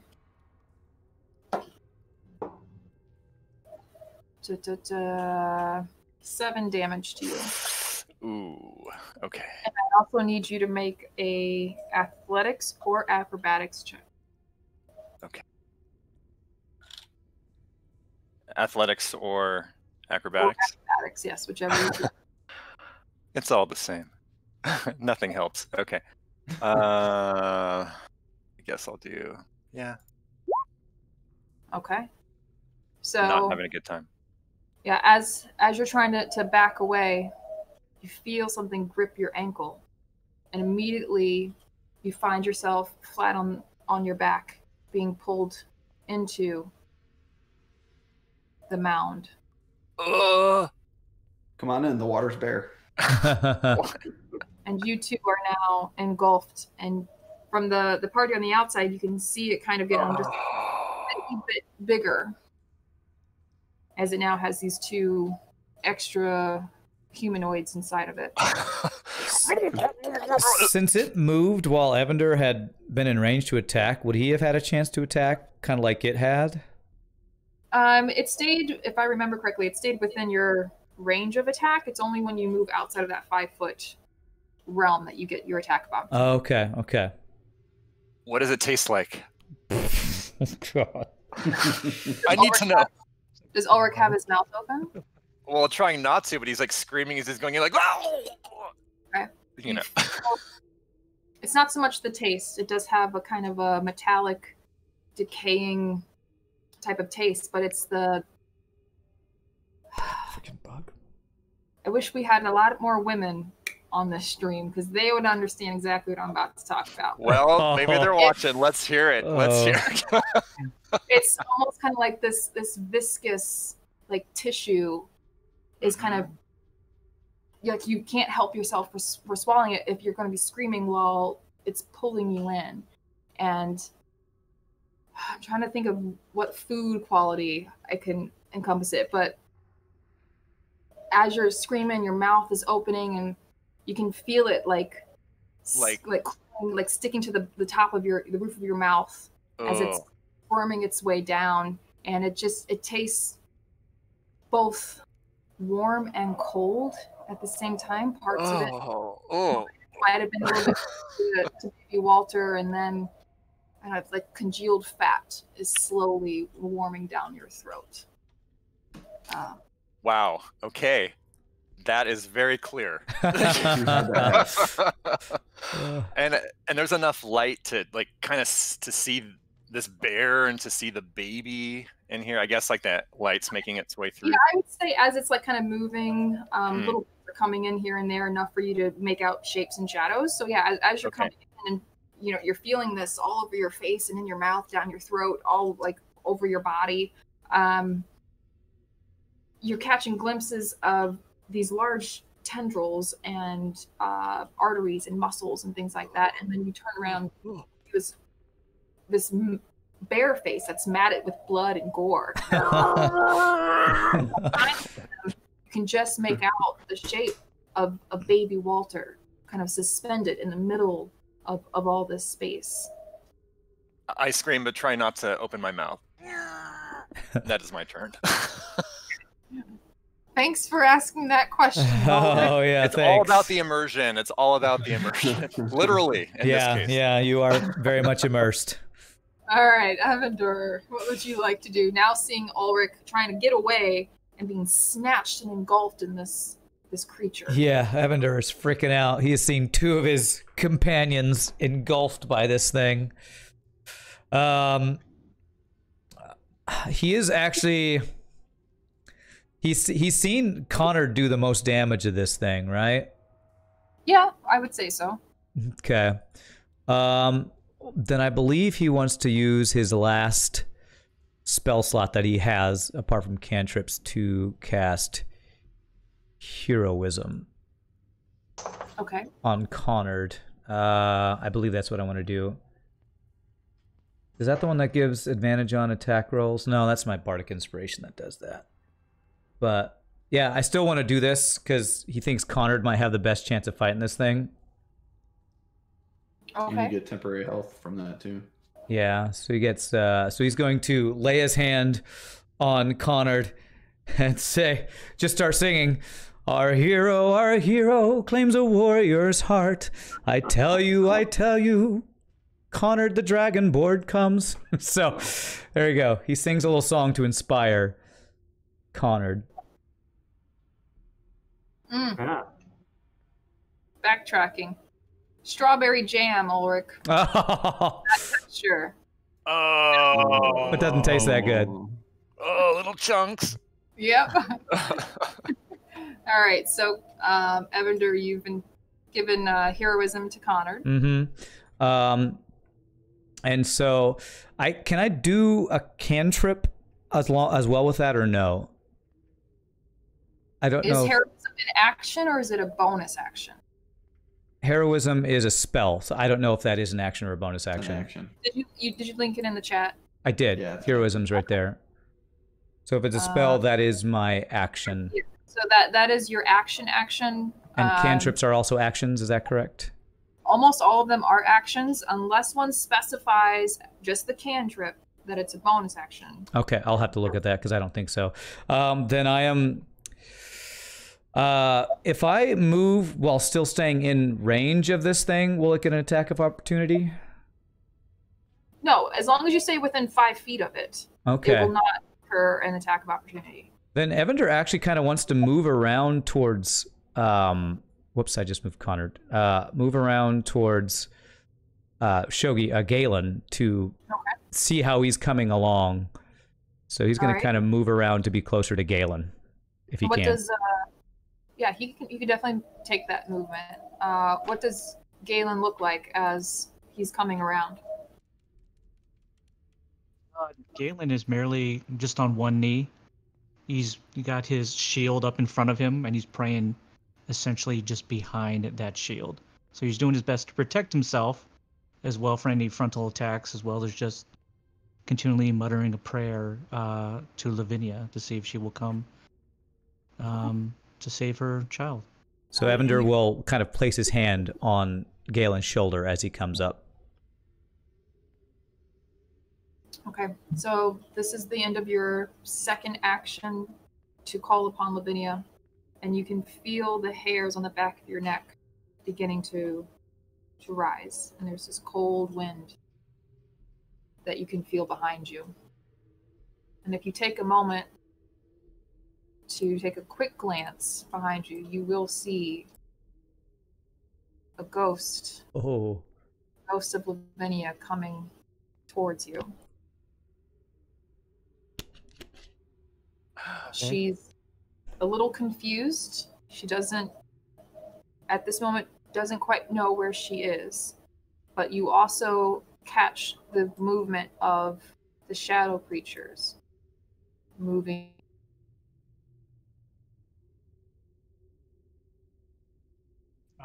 Okay. What would you like to do, Galen? I'd like to speak with her and just go, "My lady, your child beckons and needs you."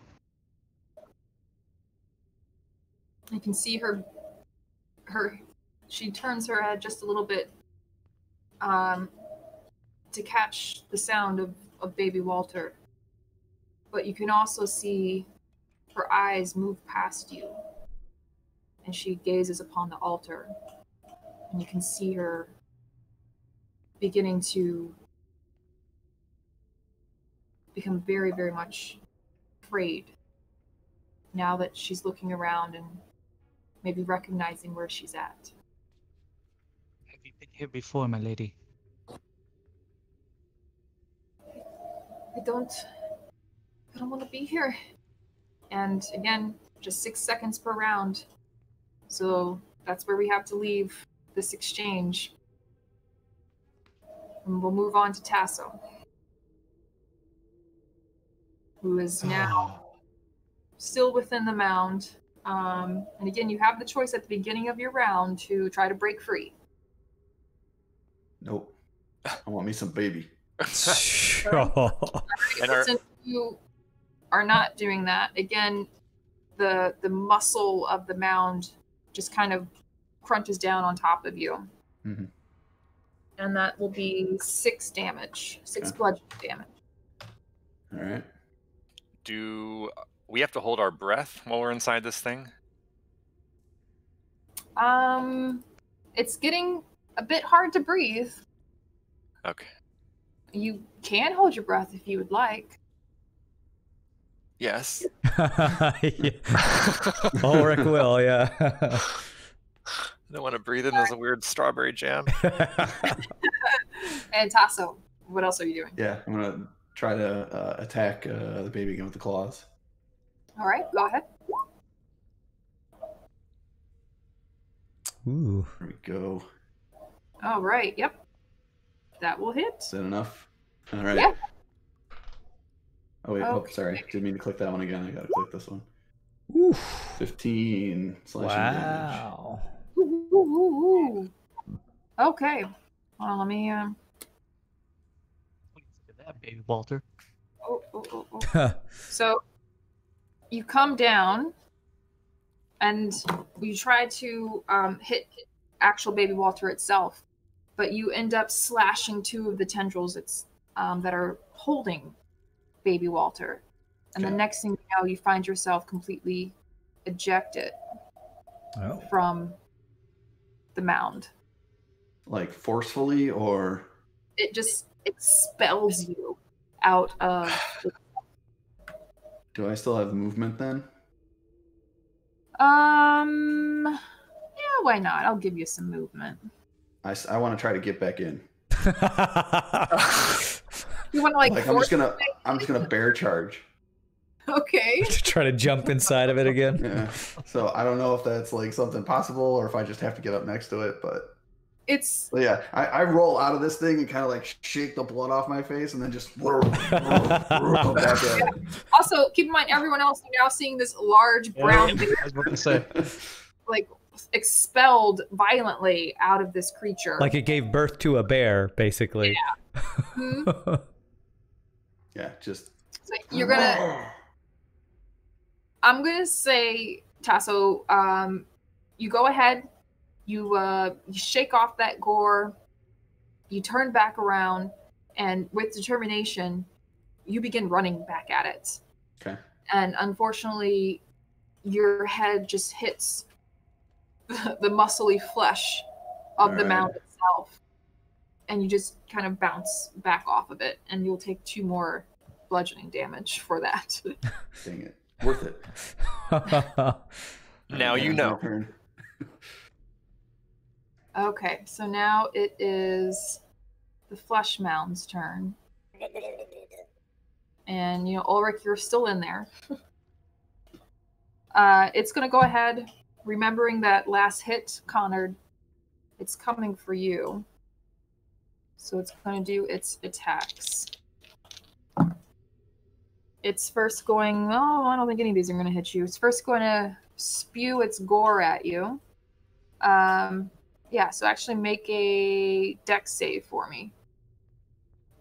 And I believe it does have disadvantage if it's undead. Attacks against me.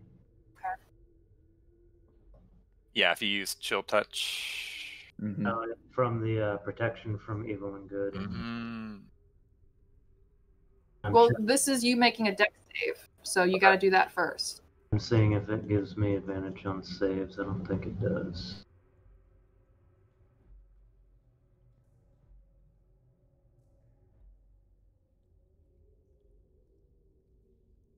Nope, just can't become charmed, frightened, or possessed. Okay. Alright, so dex Alright. save.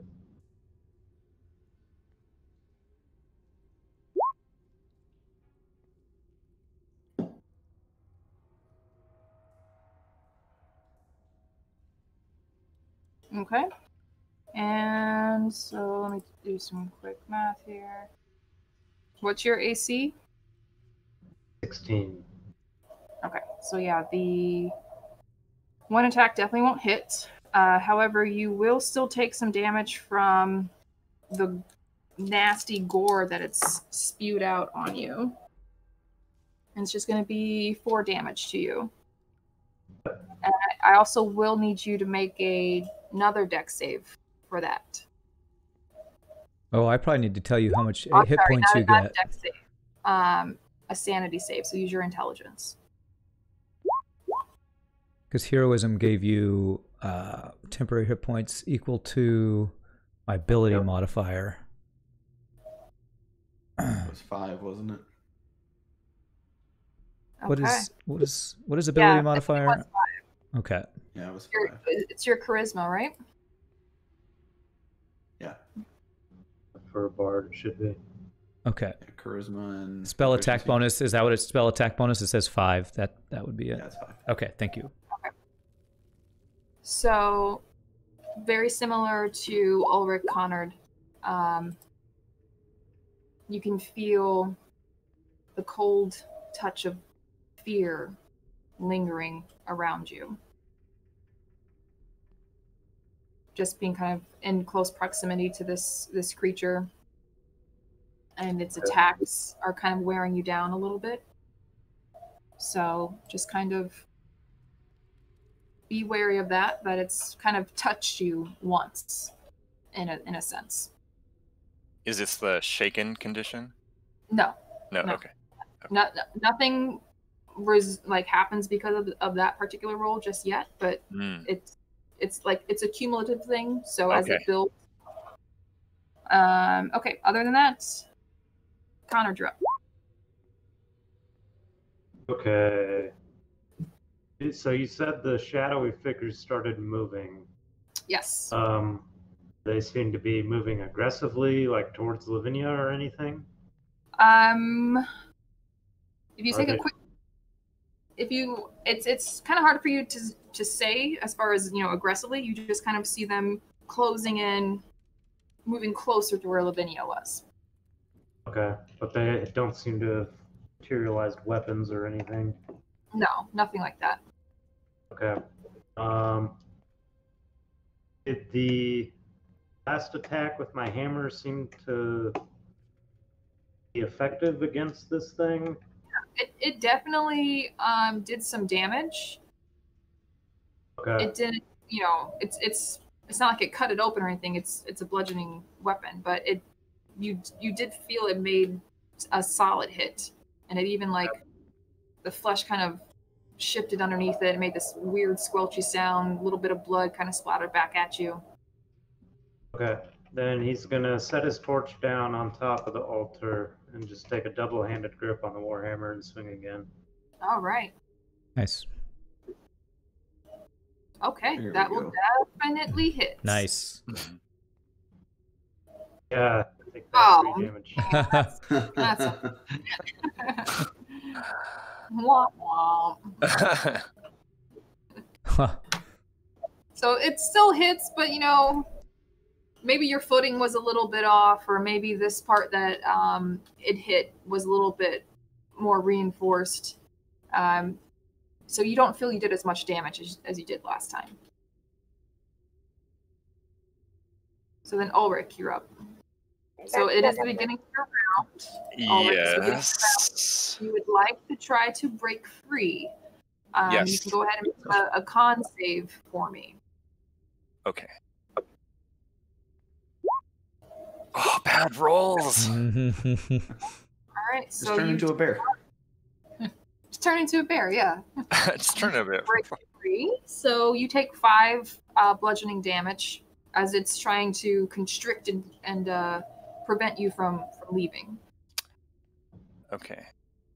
So I don't think can anyone else see my struggles inside of this thing? They probably wouldn't be able to figure out that's what it is, since the creature is always kind of constantly moving anyway. Well, then, for your information, DM, Okay. I'm out. Oh no. You're in the fetal position, or you're out? Unconscious? Out. 0 HP, out. Oh, conscious. Okay.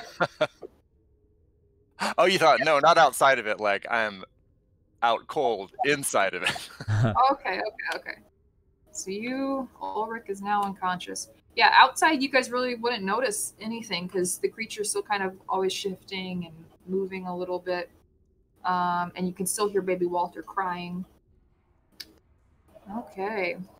Poor Ulrich. All right, then Evendur. Question I'm real sorry, quick. go on. Did the baby maybe react to the fact that Lavinia was inside? No? All right. Oh, and my lights definitely go out. So I don't know if anyone notices that, but my dancing lights just disappear. All right, I'm sure people will notice. We'll leave it up just for purposes of the stream. Okay. But yeah, you guys would see the dancing lights wink out. Okay. So right now, the light source would mostly be from the torch that Konnard just put down on the altar. Did Evendur see the manifestation of Lavinia's ghost that appeared? Yes, you're close enough that you would have been able to see that and noticed it. All right.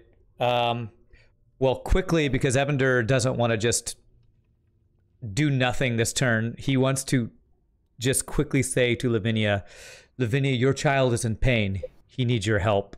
And then he's going to immediately try to stab this thing again. Okay. Because he's freaking out. So he's going to use his rapier right next to Galen here. All right. We're going to have to move up a little closer if you're going to... Oh, will I? Okay. Well, I'll move up to like right here to take this attack. Don't stab me. I'll do my best not to.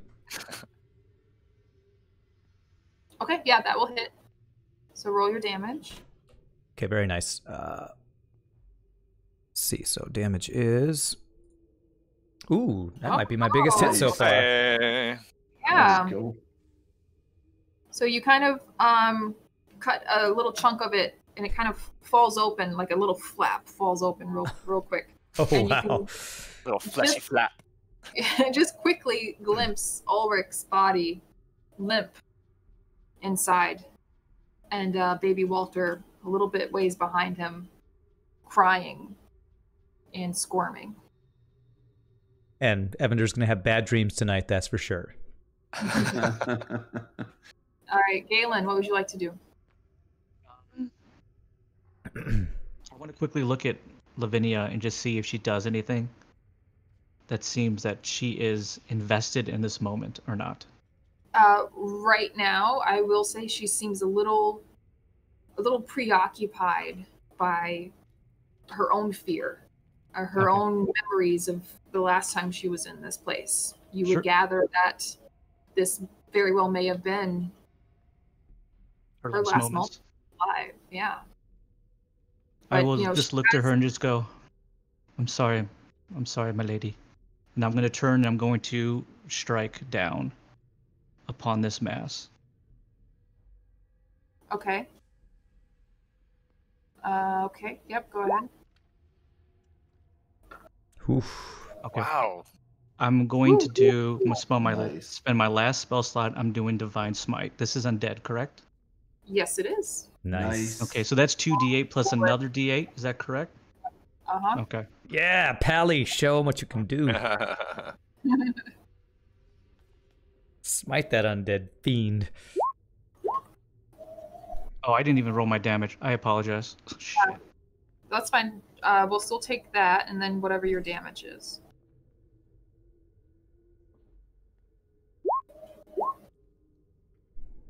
Okay. So that's what, 15 damage? Yeah. Don't make me do math. That's not what I played D&D for. But yes. Okay. Oh, hold on. All right. So as you turn around, you catch a quick glimpse of Lavinia kind of pulling her gaze from the altar and back to where she's hearing the sound of baby Walter.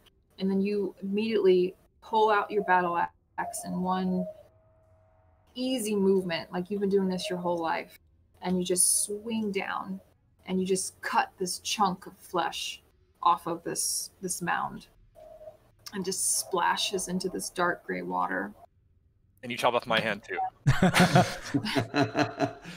Yeah, and now again, you can see very clearly Ulrich inside. You can see the baby inside, and Lavinia can also now see the baby Walter inside this. Okay. Can we try to reach in and grab Ulrich? Not right now, because that ends your turn. Okay. But Tasso, what would you like to do? Yeah, I'm going to continue to attack with my big old meat claws. All right. And the brown bear is actually a large character. I can't change the size on there. I don't know if you have the ability to or not. I was gonna say, what a cute little bear. Yeah. Yeah, don't you know know, if I that think really makes a difference. there's Ooh, there you go. Whoa, that's a bear. Ah! There's the bear. So I attack with my claws again. All right. It's a 16 to hit. Okay, yep, that will hit. Nice. All right. All right.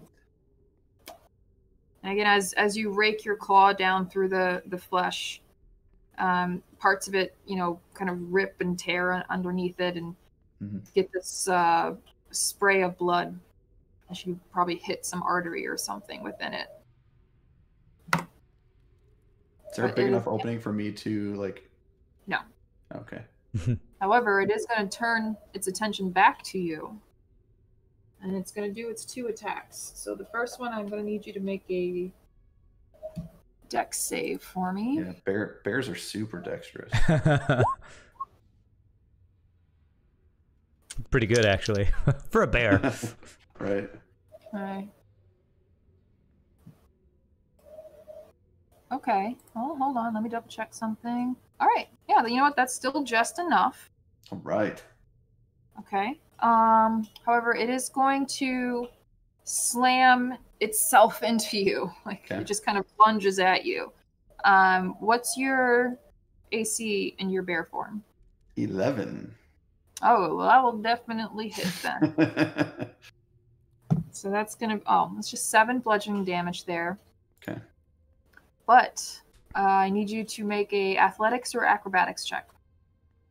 Can I fail this on purpose? I was just gonna say, because you've already been through the song and dance before, you kind of understand what it's trying to do. So if you want it to let it take you, you can. Yeah, bring it on. All right. And we'll just put you right there next to unconscious. With a big splash, he goes inside. All... Yeah. I mean, it takes a little while. It's a little bit more effort, I guess, to bring in this big 4-limbed beast, but it manages. So, Konnard, what would you like to do? After he catches his head wondering why this thing randomly spat out a bear, which then attacked it and got swallowed right back up again.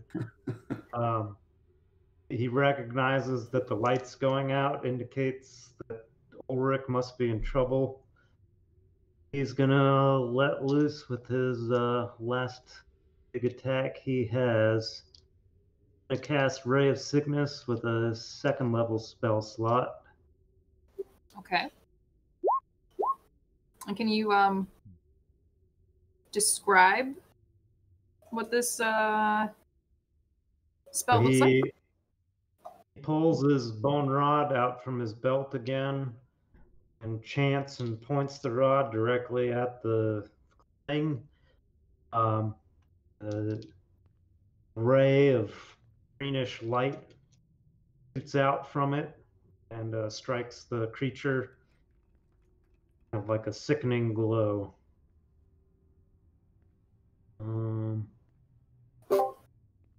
Its spell DC only 12. Okay, well, you still need to roll to hit, it says, and then I can make a con save. Oh, right. So it doesn't automatically do that when you cast. Maybe if you put it in your attacks section. I don't know. Yeah, I think it does that for my mocking blows or whatever it's called. Vicious mockery. Yes, that one. That's the one. Which you need to work on your mocking. I do. I'm not the best. Better at singing songs. So 14. Do you add anything to plus 4. Okay. 18. All right. Nice. Then that will hit. Okay.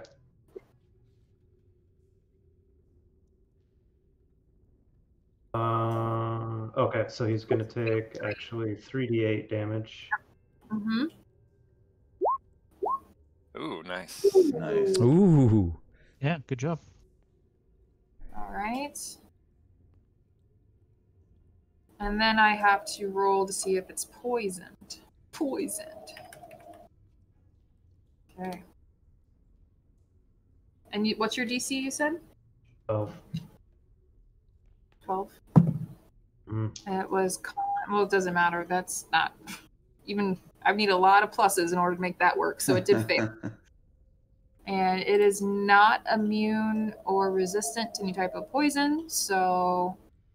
It is also now poisoned. You can see he throws out this this green, sickly little ray of light, and it kind of seems to infect and fester within the creature itself. Okay. And did you want to make any movement or anything else like that, Konnard? No. All right. Ulrich, make a death save for me, please. Done. You cannot, you physically are not able to try to escape. It's going to take its damage on you. Right.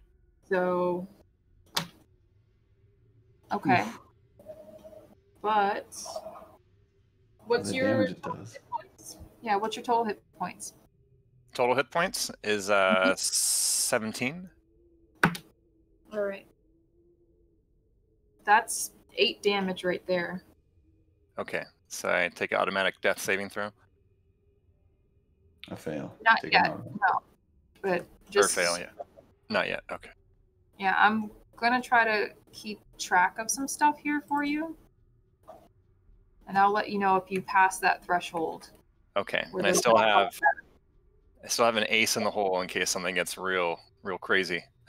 Yeah. Oh, okay. Evendur, what would you like to do? So we've taken chunks off this thing. What can I see inside of this? So you're able to see from your vantage point Ulrich just kind of there, not moving. His eyes are closed. His mouth is open. That strawberry jam is just going down its gullet. Mm-hmm. You can see baby Walter back in there, squirming, crying, trying to break free. And now you can absolutely see at least parts of this massive brown Giant bear. Okay. Yeah. Well, if possible, Evendur would like to do what Galen was talking about earlier. He'd like to try to reach in and grab Ulrich to try to pull him out. Okay. Do either, I'll give you the choice, either strength or athletics. Definitely. I think those are both the same for me. I'll do athletics. I can't do acrobatics for this, sadly. Not for this. You Okay. need to physically pull him loose. Right. And I also got to get a grip in this slimy strawberry jam. So here we go. For you, Ulrich. Come on. I don't know if that's good. I would say that's enough for you to grab hold of him and kind of pull him loose halfway. Okay. But he's not fully out yet.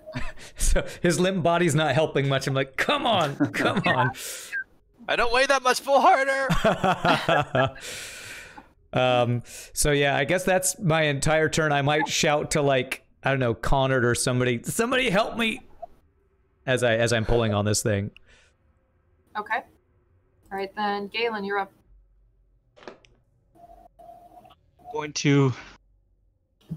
I'm gonna grab on as well and try to pull Ulrich out. Okay. Go ahead and do again either strength or athletics, and then I will have, because I would assume it makes sense to me logically that Evendur would still be helping you do this. So Evendur, you can add either your strength. Oh sure, yes, absolutely. I'll do my athletics again. I'm not much help. No, what's your modifier for your athletics? Has a 2 next to it. Okay, so then Galen's roll itself would be 14. 7 plus 2. Oh wait, no, his was 12. Mine was 12. His is Yeah, 7. 14. So, Okay. Sorry. So then that's enough to pull the remaining parts of Ulrich out of this large entity, and he just kind of flops down on the altar. You can tell he's completely unconscious. Okay. Ready to receive CPR, covered in strawberry jam.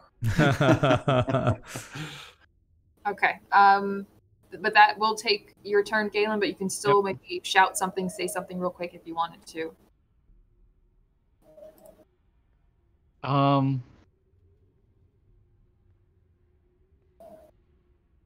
I would like to turn back to the ghost of Lavinia and say, "Do you see, lass, what is happening? Can you not help?" And you see her look at you and then back at the flesh mound, at the source of where she hears baby Walter crying from. And Tasso, you're up. All right. So I'm going to expel one of my spell slots to use a hit die to heal in my wild shape. Okay. So I get Ooh. 9 hit points back. Nice. And then I am going to go back at it with the claws and try to get more of the, ligature or whatever it is that's holding it. Okay, Good use of the word. Yeah. Dang it. Unfortunately, you just missed. It's getting kind of tight in here. So unfortunately you're not able to hit. Oh, and speaking of it being tight in there, is the mound going to compress on me again? Yeah, because this was the beginning of your turn. Yeah. Thank you. Yeah, because you're choosing to stay in and not break free. Okay. So that will be 2 + 4, so 6. Okay. It's an interesting play, Tasso. We'll say that. It's a bold choice, Cotton. See how it works out for him. Yeah. So it's going to, again, it's hard to actually tell who it's facing, whatever. I'm just going to roll a die because you guys are all kind of grouped here together. Yeah, we're all close. We're all in range, that's for sure. But it's going to turn back to Konnard. Oof. And again, you're just hit with this wave of red, thick, viscous ichor that's just kind of encompassing you. So first, I need you to make a dex save. Oh. Oh, nice. We still take half damage. So 3 damage. But you don't have to worry about rolling again on another sanity save. Nice. It is, however, going to take another shot at you with its slam attack. It's still at disadvantage, correct? Okay, that's probably not going to hit. Yeah, that's a 9, so that won't hit you. And you're just able to kind of move out of the way of it just a bit. Shrug it off. And yeah, now Konnard, it is your turn. Is Ulrich still where his token is there? It's a little difficult. I'll say, you know what? Oh, that's the bear. Hold on. If you want, since I pulled him out, I can pull him. Oh, can I pull him out? Let's see. Yeah, it's just hard to actually grab his token. If I move this, I think I can grab him. Maybe we pulled him out to the side, maybe, or something like that. Yeah, I imagine he's probably about here. Okay. Maybe a little bit further back. I'm going to move here, and I'm going to attempt a medicine check to stabilize Ulrich. Okay. And as you do that, you can see Lavinia's ghost moving towards the mound. And you can see the shadows kind of moving. Stick your finger in his eye.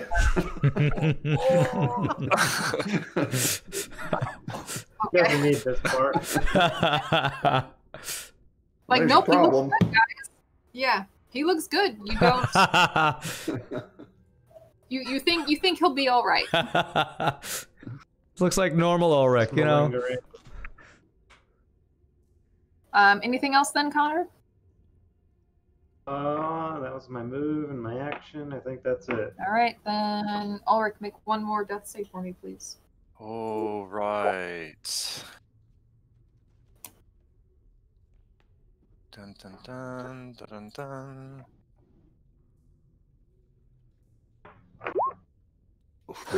Oh. That's Oh no. Oh man, that's 2 ones in a row. That's 2-1. Yeah, if Shoot. you roll that one. So what, you have 1 more left? Is that right, Ulrich? I'm sorry, what was that? You have 1 more left? Yeah, I had 1 success and 2 fails. Yep. Okay, just making sure. All right, then. Evendur. That eye poke, man, jeez. Yeah, Cruel Angel just said, 1 must die. Check. Yeah. Check. After Evendur has kind of helped get Ulrich out of there, I think he wants to actually take another stab at this thing to try to stop it from attacking us. So he's going to use his rapier. He wants to actually, if he can see in there, try to stab at one of the little pieces that are attached to Walter. Okay, you wouldn't be able to get to that from the outside. Oh, okay. The holes aren't big enough for me to stab through there? Nope. Okay. Mm-mm. All right, well, I'll just take a swipe at the outside then with my rapier. Okay. Yep, that will hit. Okay, nice. Stop eating my friends, he says, as he stabbed with his rapier. Okay. All right, so at this point, I will announce that it is bloodied. Okay. See, it's starting kind of... How would we know? It was bloody before, I'm pretty sure. It's almost bleeding now profusely. It's starting to even make a mess of this altar even more than what it was before you guys brought this thing up here. First but, it was yeah. jelly, now it's Hawaiian punch. Yeah. All sticky. Ugh. Well, and, All right, so Hawaiian punch. and for my What would you movement, I'd actually like to try to almost kind of put myself between it and Ulrich. I don't think I can do that, but I want So to... gallant. Well, he pulled you out. He doesn't want you to get to pull back in, basically. Where's the dog going? Yeah, I don't think I trying can... to get away from all this nonsense that's happening here. It's like, yeah. Oh, he Yeah. just jumped in the water. It's all screwed. Galen, yeah, he's doggy paddling through the water. Oh.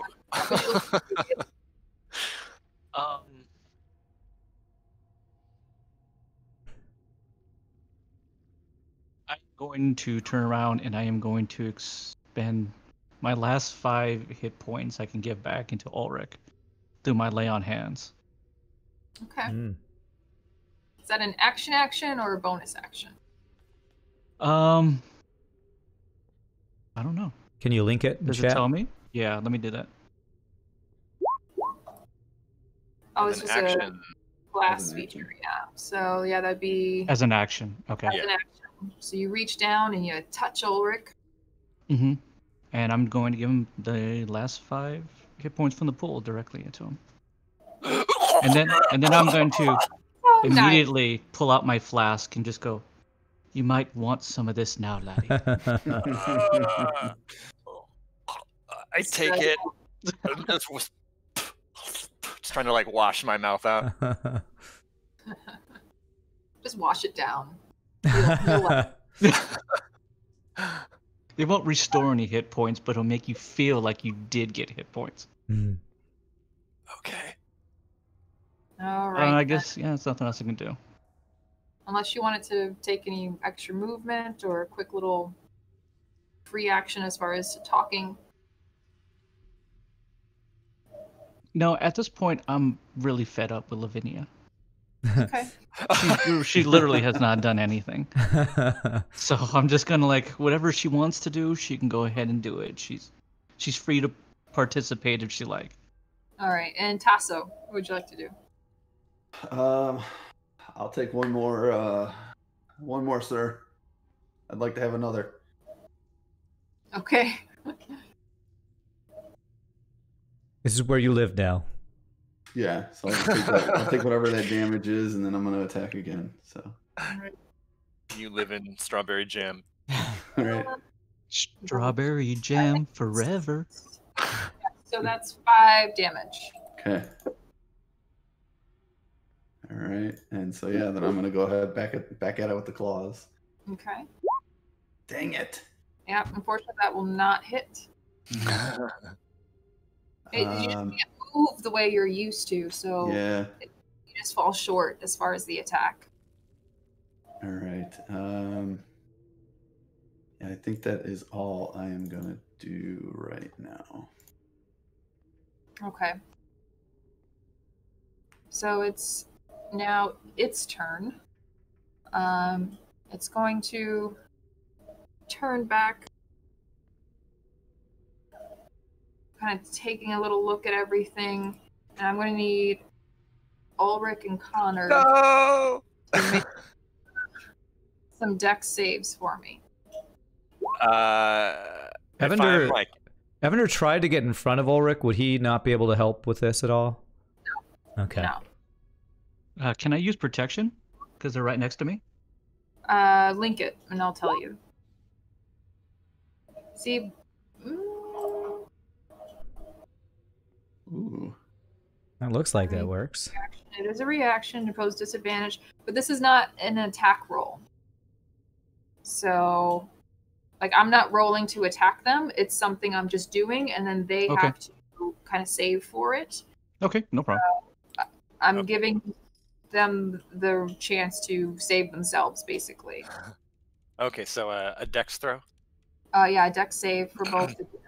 Okay. Does it matter that I'm like on the ground? Does it Would help be or hurt? Disadvantage if you are still lying prone. I am lying prone, full of gore. All right. Yeah, it's a hearty meal. I meant to take it. Doesn't really matter either way. It doesn't. No. You're destined. All right. So, Damn. firstly, you guys did both fail, unfortunately. So you will take... It's not too bad. 7 damage. And I need you both to make your sanity saves again, your intelligence. Intelligent saving throw? Yes. Right.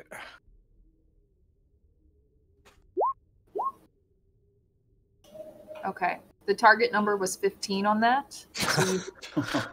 I don't know if it matters. Konnard does have immunity to fear from heroism. I don't know if that applies to this. It does not, unfortunately, for this. Okay. Because they are now both incapacitated. So it spits more gore at us? Yes, it spat the gore, which is what you got the damage from. Okay. And then, if you remember, you both had to make sanity saves before. Yes. Both failed that. Yes. And you just happened to decide to stand in a line. Hey, I got pulled here. By the way, as soon as the gore splashes on Ulrich, he's like, back out, back unconscious. Okay, so both of you guys are incapacitated.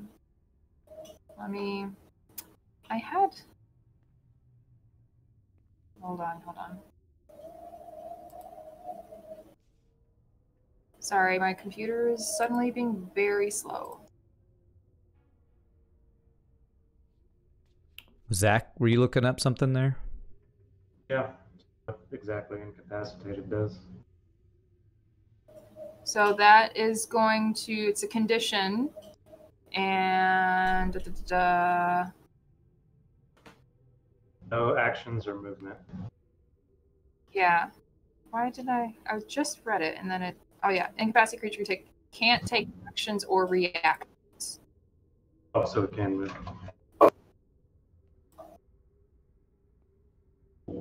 So what were you concentrating on? Was it your The protection from evil. Okay. I feel like we were not paying attention to that before. So it looks like in roll 20, it only rolls the save if you lose actual hit points and not temporary. Because this is the first time I took actual hit points of damage. I don't know if that's correct. the way it should be or not? I don't feel that's like how- dealing with it now. We'll just leave it as is. We'll just leave it up. I'm not too concerned about it. So that's its first attack. Its second attack, it's going to turn around and slam against Galen here. Mhm. So now this is an attack against you, Galen. What's your ace? Oh, it doesn't matter. Damn it. I rolled really you're bad. muted, Scott, by the way. I'm sorry, 18.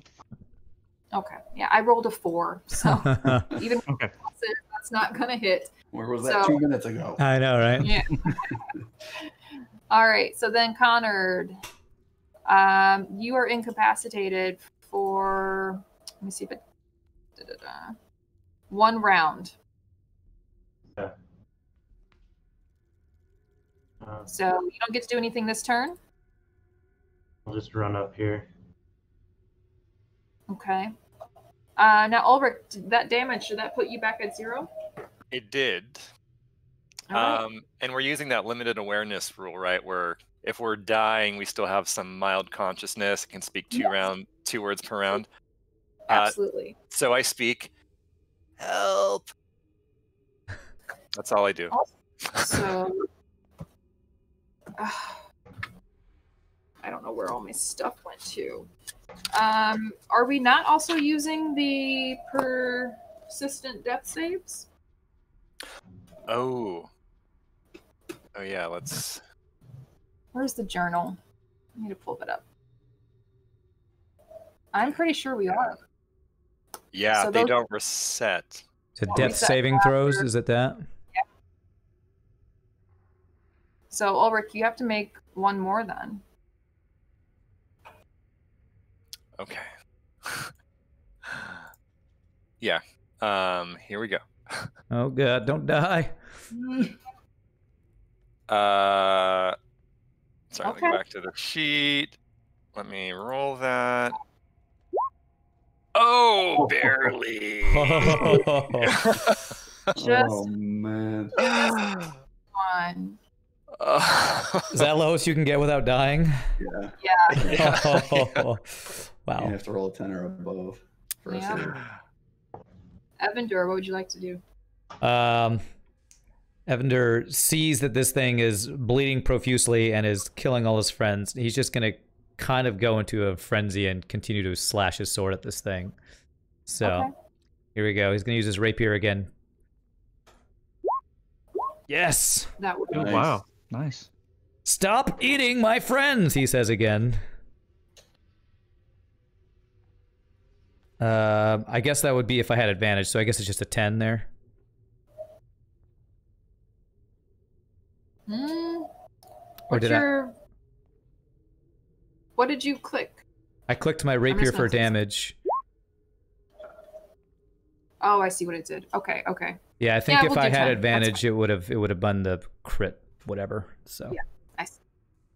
All right. So this time you kind of like sink it pretty deep in, and you, when you pull it out, you kind of tear. twist the knife. Yeah, you kind of get a little bit of chunk of flesh coming out with it. So it's now Galen's turn. Oh, and I do And- want to shout out. I'm sorry, Lavinia. If you're gonna do something, you better do it quick. Just kind of shout out, Yeah, and she Lavinia. begins to move around the mound itself here, seeming like looking for something. But Galen, what would you like to do? I'm going to swing away. I am it. going to toss my shield on my back, and I'm going to swing this 2 hands. Nice. Okay. Like are chopping down a tree. You sirs. There it is. It's meant to be.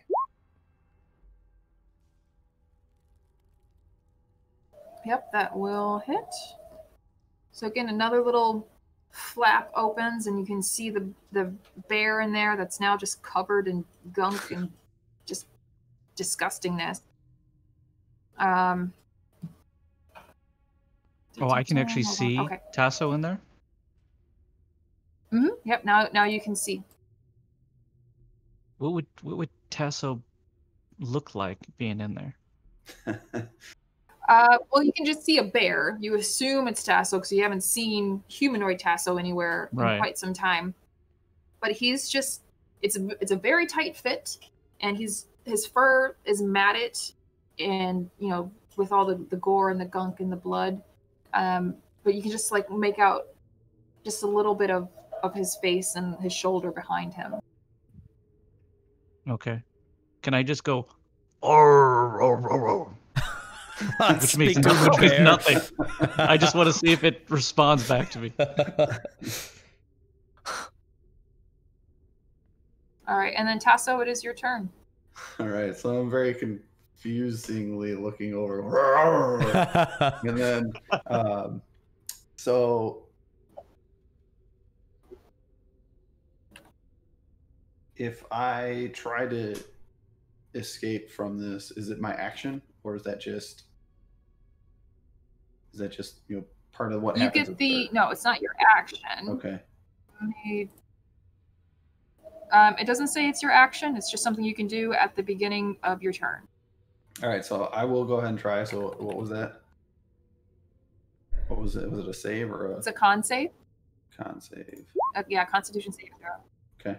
And 14 was the number you needed to beat. Oof. All right.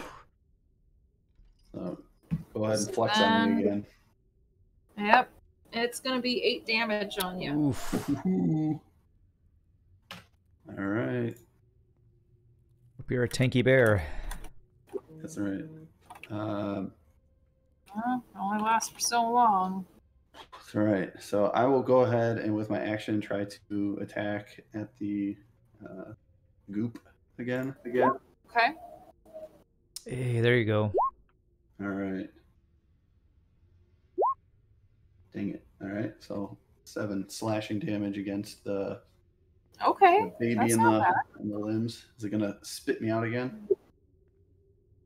It absolutely will. Once more, one of the other tendrils gets cut by you, and it just shoves you out. So then, as a bonus action, I'm gonna bamf back into Tasso. Okay. So I'm gonna come rolling out, and you might want to shrink me down there a little bit.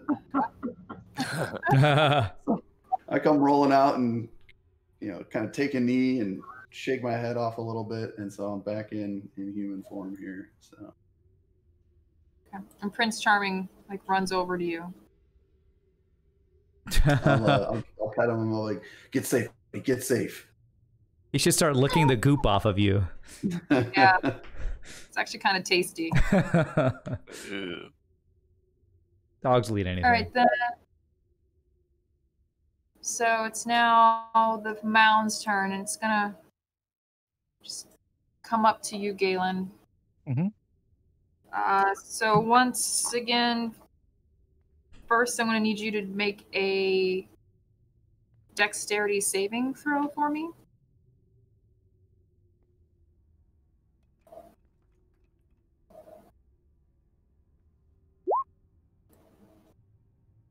Oof. Wow. Oh, nice. Okay. Well, you still take half damage. So.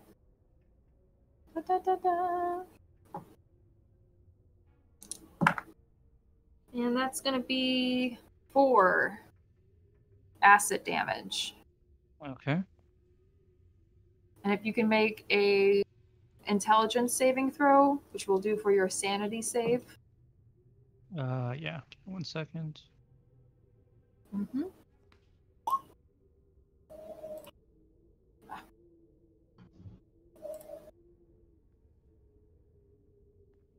Sorry. All right. So that does not save. That's not going to be enough. And you can kind of feel this creeping fear crawl up the bottom of your spine, up towards your brain there. You're not sure what it is, but it does make you very unsettled. Okay. And then it's going to try to slam against you. And I just cannot hit Galen to save my life. That's another 4. So, I know that won't hit. So Konnard, it is now past the 1 round mark, so you are no longer incapacitated. Okay. He's gonna maybe not be in a direct line anymore while he tries to help Ulrich again. While you try to what, Ulrich, again? Another medicine check. He Let's was poke him in the other eye. last time, but now he looks like he might actually be hurt. So Okay. try to help him again. There it is. Ooh. Thought he was just sleeping before. All right, and as you're doing that, people that are up on top of the dais would be able to see Lavinia's ghost kind of move into the mound itself. Oh. But yeah, so that will stabilize him. Nice. Thank you. World's not done with you yet, lad.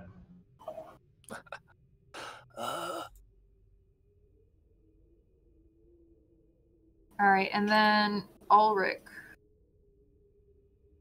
Okay. it is your turn. So now that I'm stabilized, does that mean I have 1 hit point? Yes. All right. So I'll give myself that.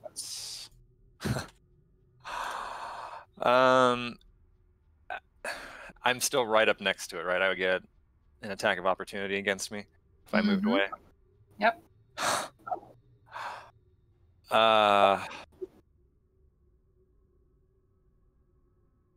Ulrich. Oh man. I know what I would do, but what's Ulrich gonna do? Ulrich just wants to get away. He's just screw it. He's going. He's trying to get away. He's trying to crawl away slowly. He's trying to slither away. So right. yeah. Yeah. It's going to. Oh, it try to sure do a is. Slam on you. That's gonna hit Ulrich. Oh gosh. Unfortunately, you'll take Where did my 7 damage, and I need you to do athletics or acrobatics, unless that brought you back down. Oh yeah, it did, because you're only at 1 hit point. Yeah, he's at 1. Yeah. Yeah. So y'all see Ulrich. Konnard takes a moment to kind of bring him back up, bring him back to consciousness. Ulrich he kind of staggers to his feet and then immediately begins to run away. And before he can do that, the creature slams into his back, knocking him back prone, unconscious, and begins to pull him back into itself.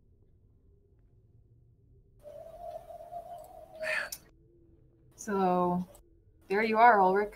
Evendur, it's your turn. Oh gosh. Well, Evendur's starting to give up on Ulrich.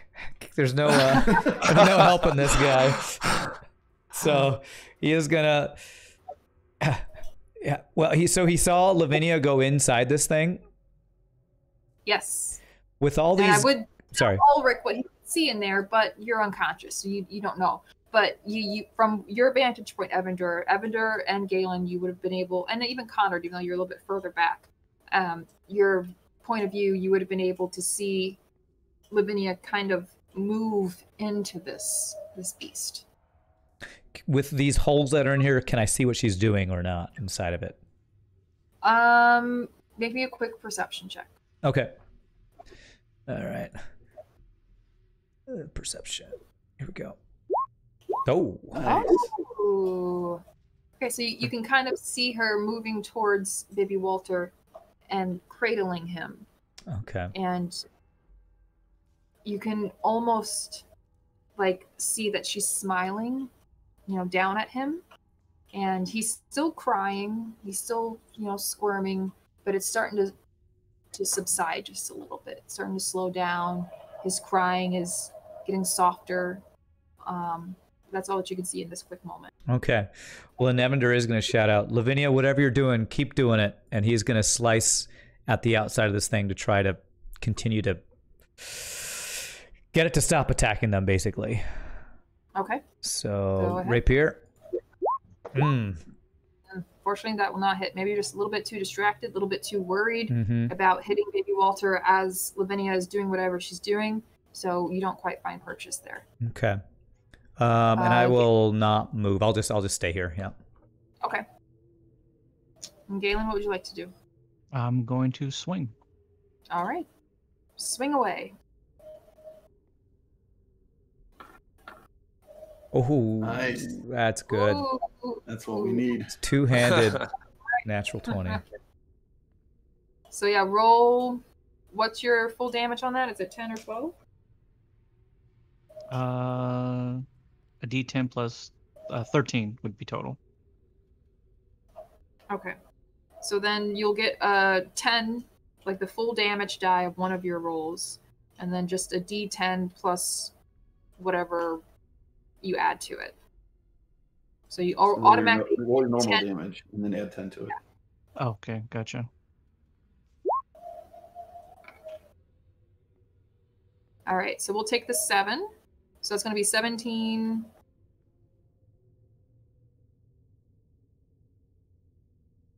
Three. I don't like the way they do this. Yeah. I'm going to go through the sheets and probably change that because I don't like how they do it. So I'm just going to count that as you rolled a 7 plus your 3. Because that just makes, that's better for me. So 7. Okay, it kind of digs in deep and it just erupts in this blood and this gore. And as you kind of pull back your axe, a huge chunk of flesh again falls down upon the stone floor. And you don't hear anything from it because it's not like it has any mouths or anything that. But it's shivering and it's quaking. You don't know if it's with fear or with anger. Tasso, what would you like to do? All right. So, shaking my head after these last few seconds. So how deep is the water here? It's 2 feet. Okay. Let me check one thing real quick. Sorry. I'll say you guys are, just because I know we're conscious of time and I know I want a break coming up soon. Yeah. You guys are very close. Yeah. So I'm going to. Oh, sorry. No, go ahead. So after taking a knee, getting spit out of this thing for a second, I put my head down, shake what little bit out of my hair that I can, and then I'm going to use my second wild shape, and I'm going to turn into a direwolf. Okay. Ooh, it's a good choice. So if you wouldn't mind making that a large token as well. And then... And as you make this change, Tasso, you see Prince Charming's ears prick up a little bit, and he begins to wag his tail. I wag He back. likes it. I'm like, yeah, buddy, we got this. And I'm going to charge forward, and I want to position myself to where I could use pack tactics. Yep, that would be good. So then I have advantage on the attack roll against the creature. And I'm going to go ahead and try to bite this thing.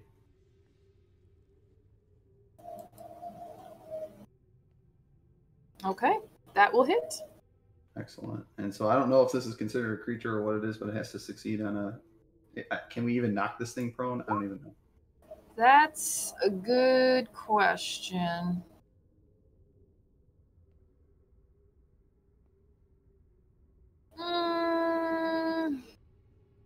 That's a tough call.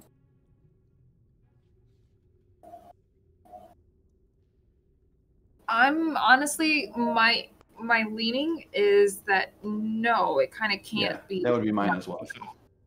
But I wanted you to say that instead of me suggesting it. Yeah. So that would Okay, be but the you'll end. manage. So you just rip a large chunk of flesh out, and now you can clearly see within. It's large enough between Evendur and your own bite there. The damage that's done. Ulrich again is lying unconscious within this creature, and you can see Lavinia cradling the baby Walter, and stroking its cheeks, and you can see every now and then one hand will kind of move some of these tendrils away from him, just kind of pushing them to the side. So that's what you can see real quick. But yeah. Then it's the mound's turn, and you can see it kind of shivering and quivering and shaking and gushing this blood. It's very, very liquid blood this time. And I just want to run something real quick.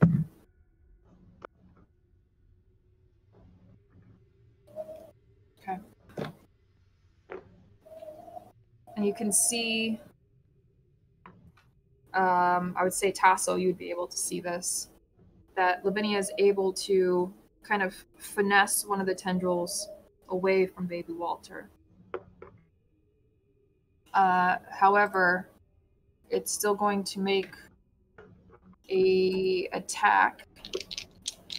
So, Evendur, if you could first make a Dex save for me, please. Yes, ma'am. Dex save. Does not look very good. Is it? Nope, that's not good at all. So you take 8 damage there. 8 damage, okay.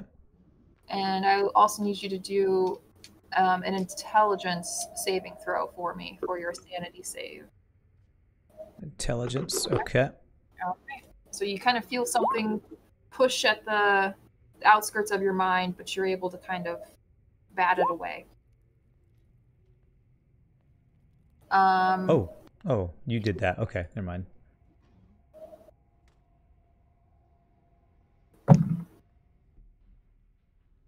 Also, what's your AC again? My AC is 13. 13.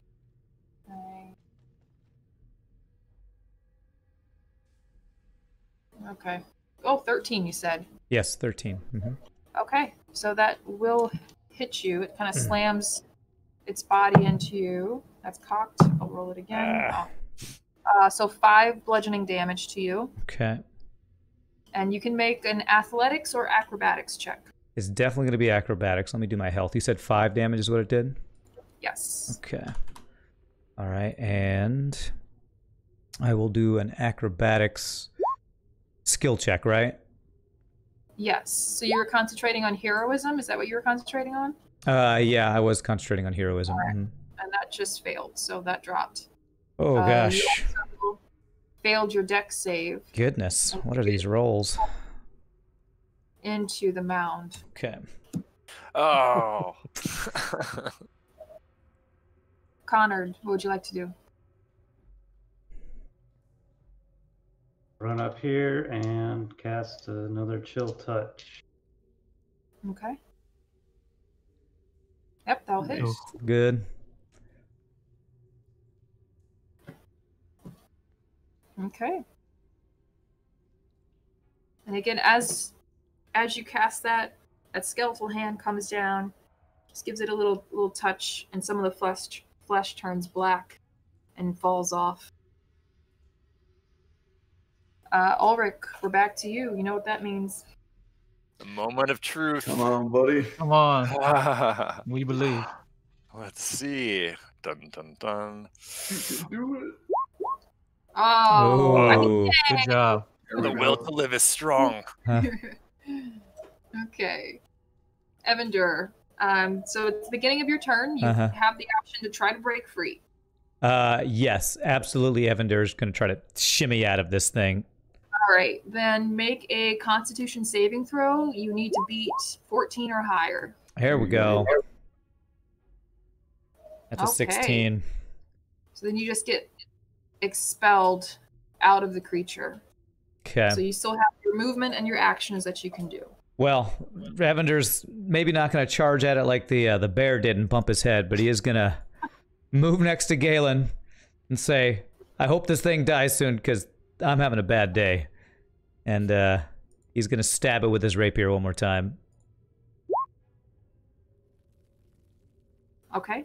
Yep, that'll hit. Okay, come on, die thing, die. That's pretty good. All right. Pretty good. Great. Yeah. Galen, Mm-hmm. it's your turn. Before you do anything, though, Sure. I want you to make a religion check for me and make Okay. it with advantage.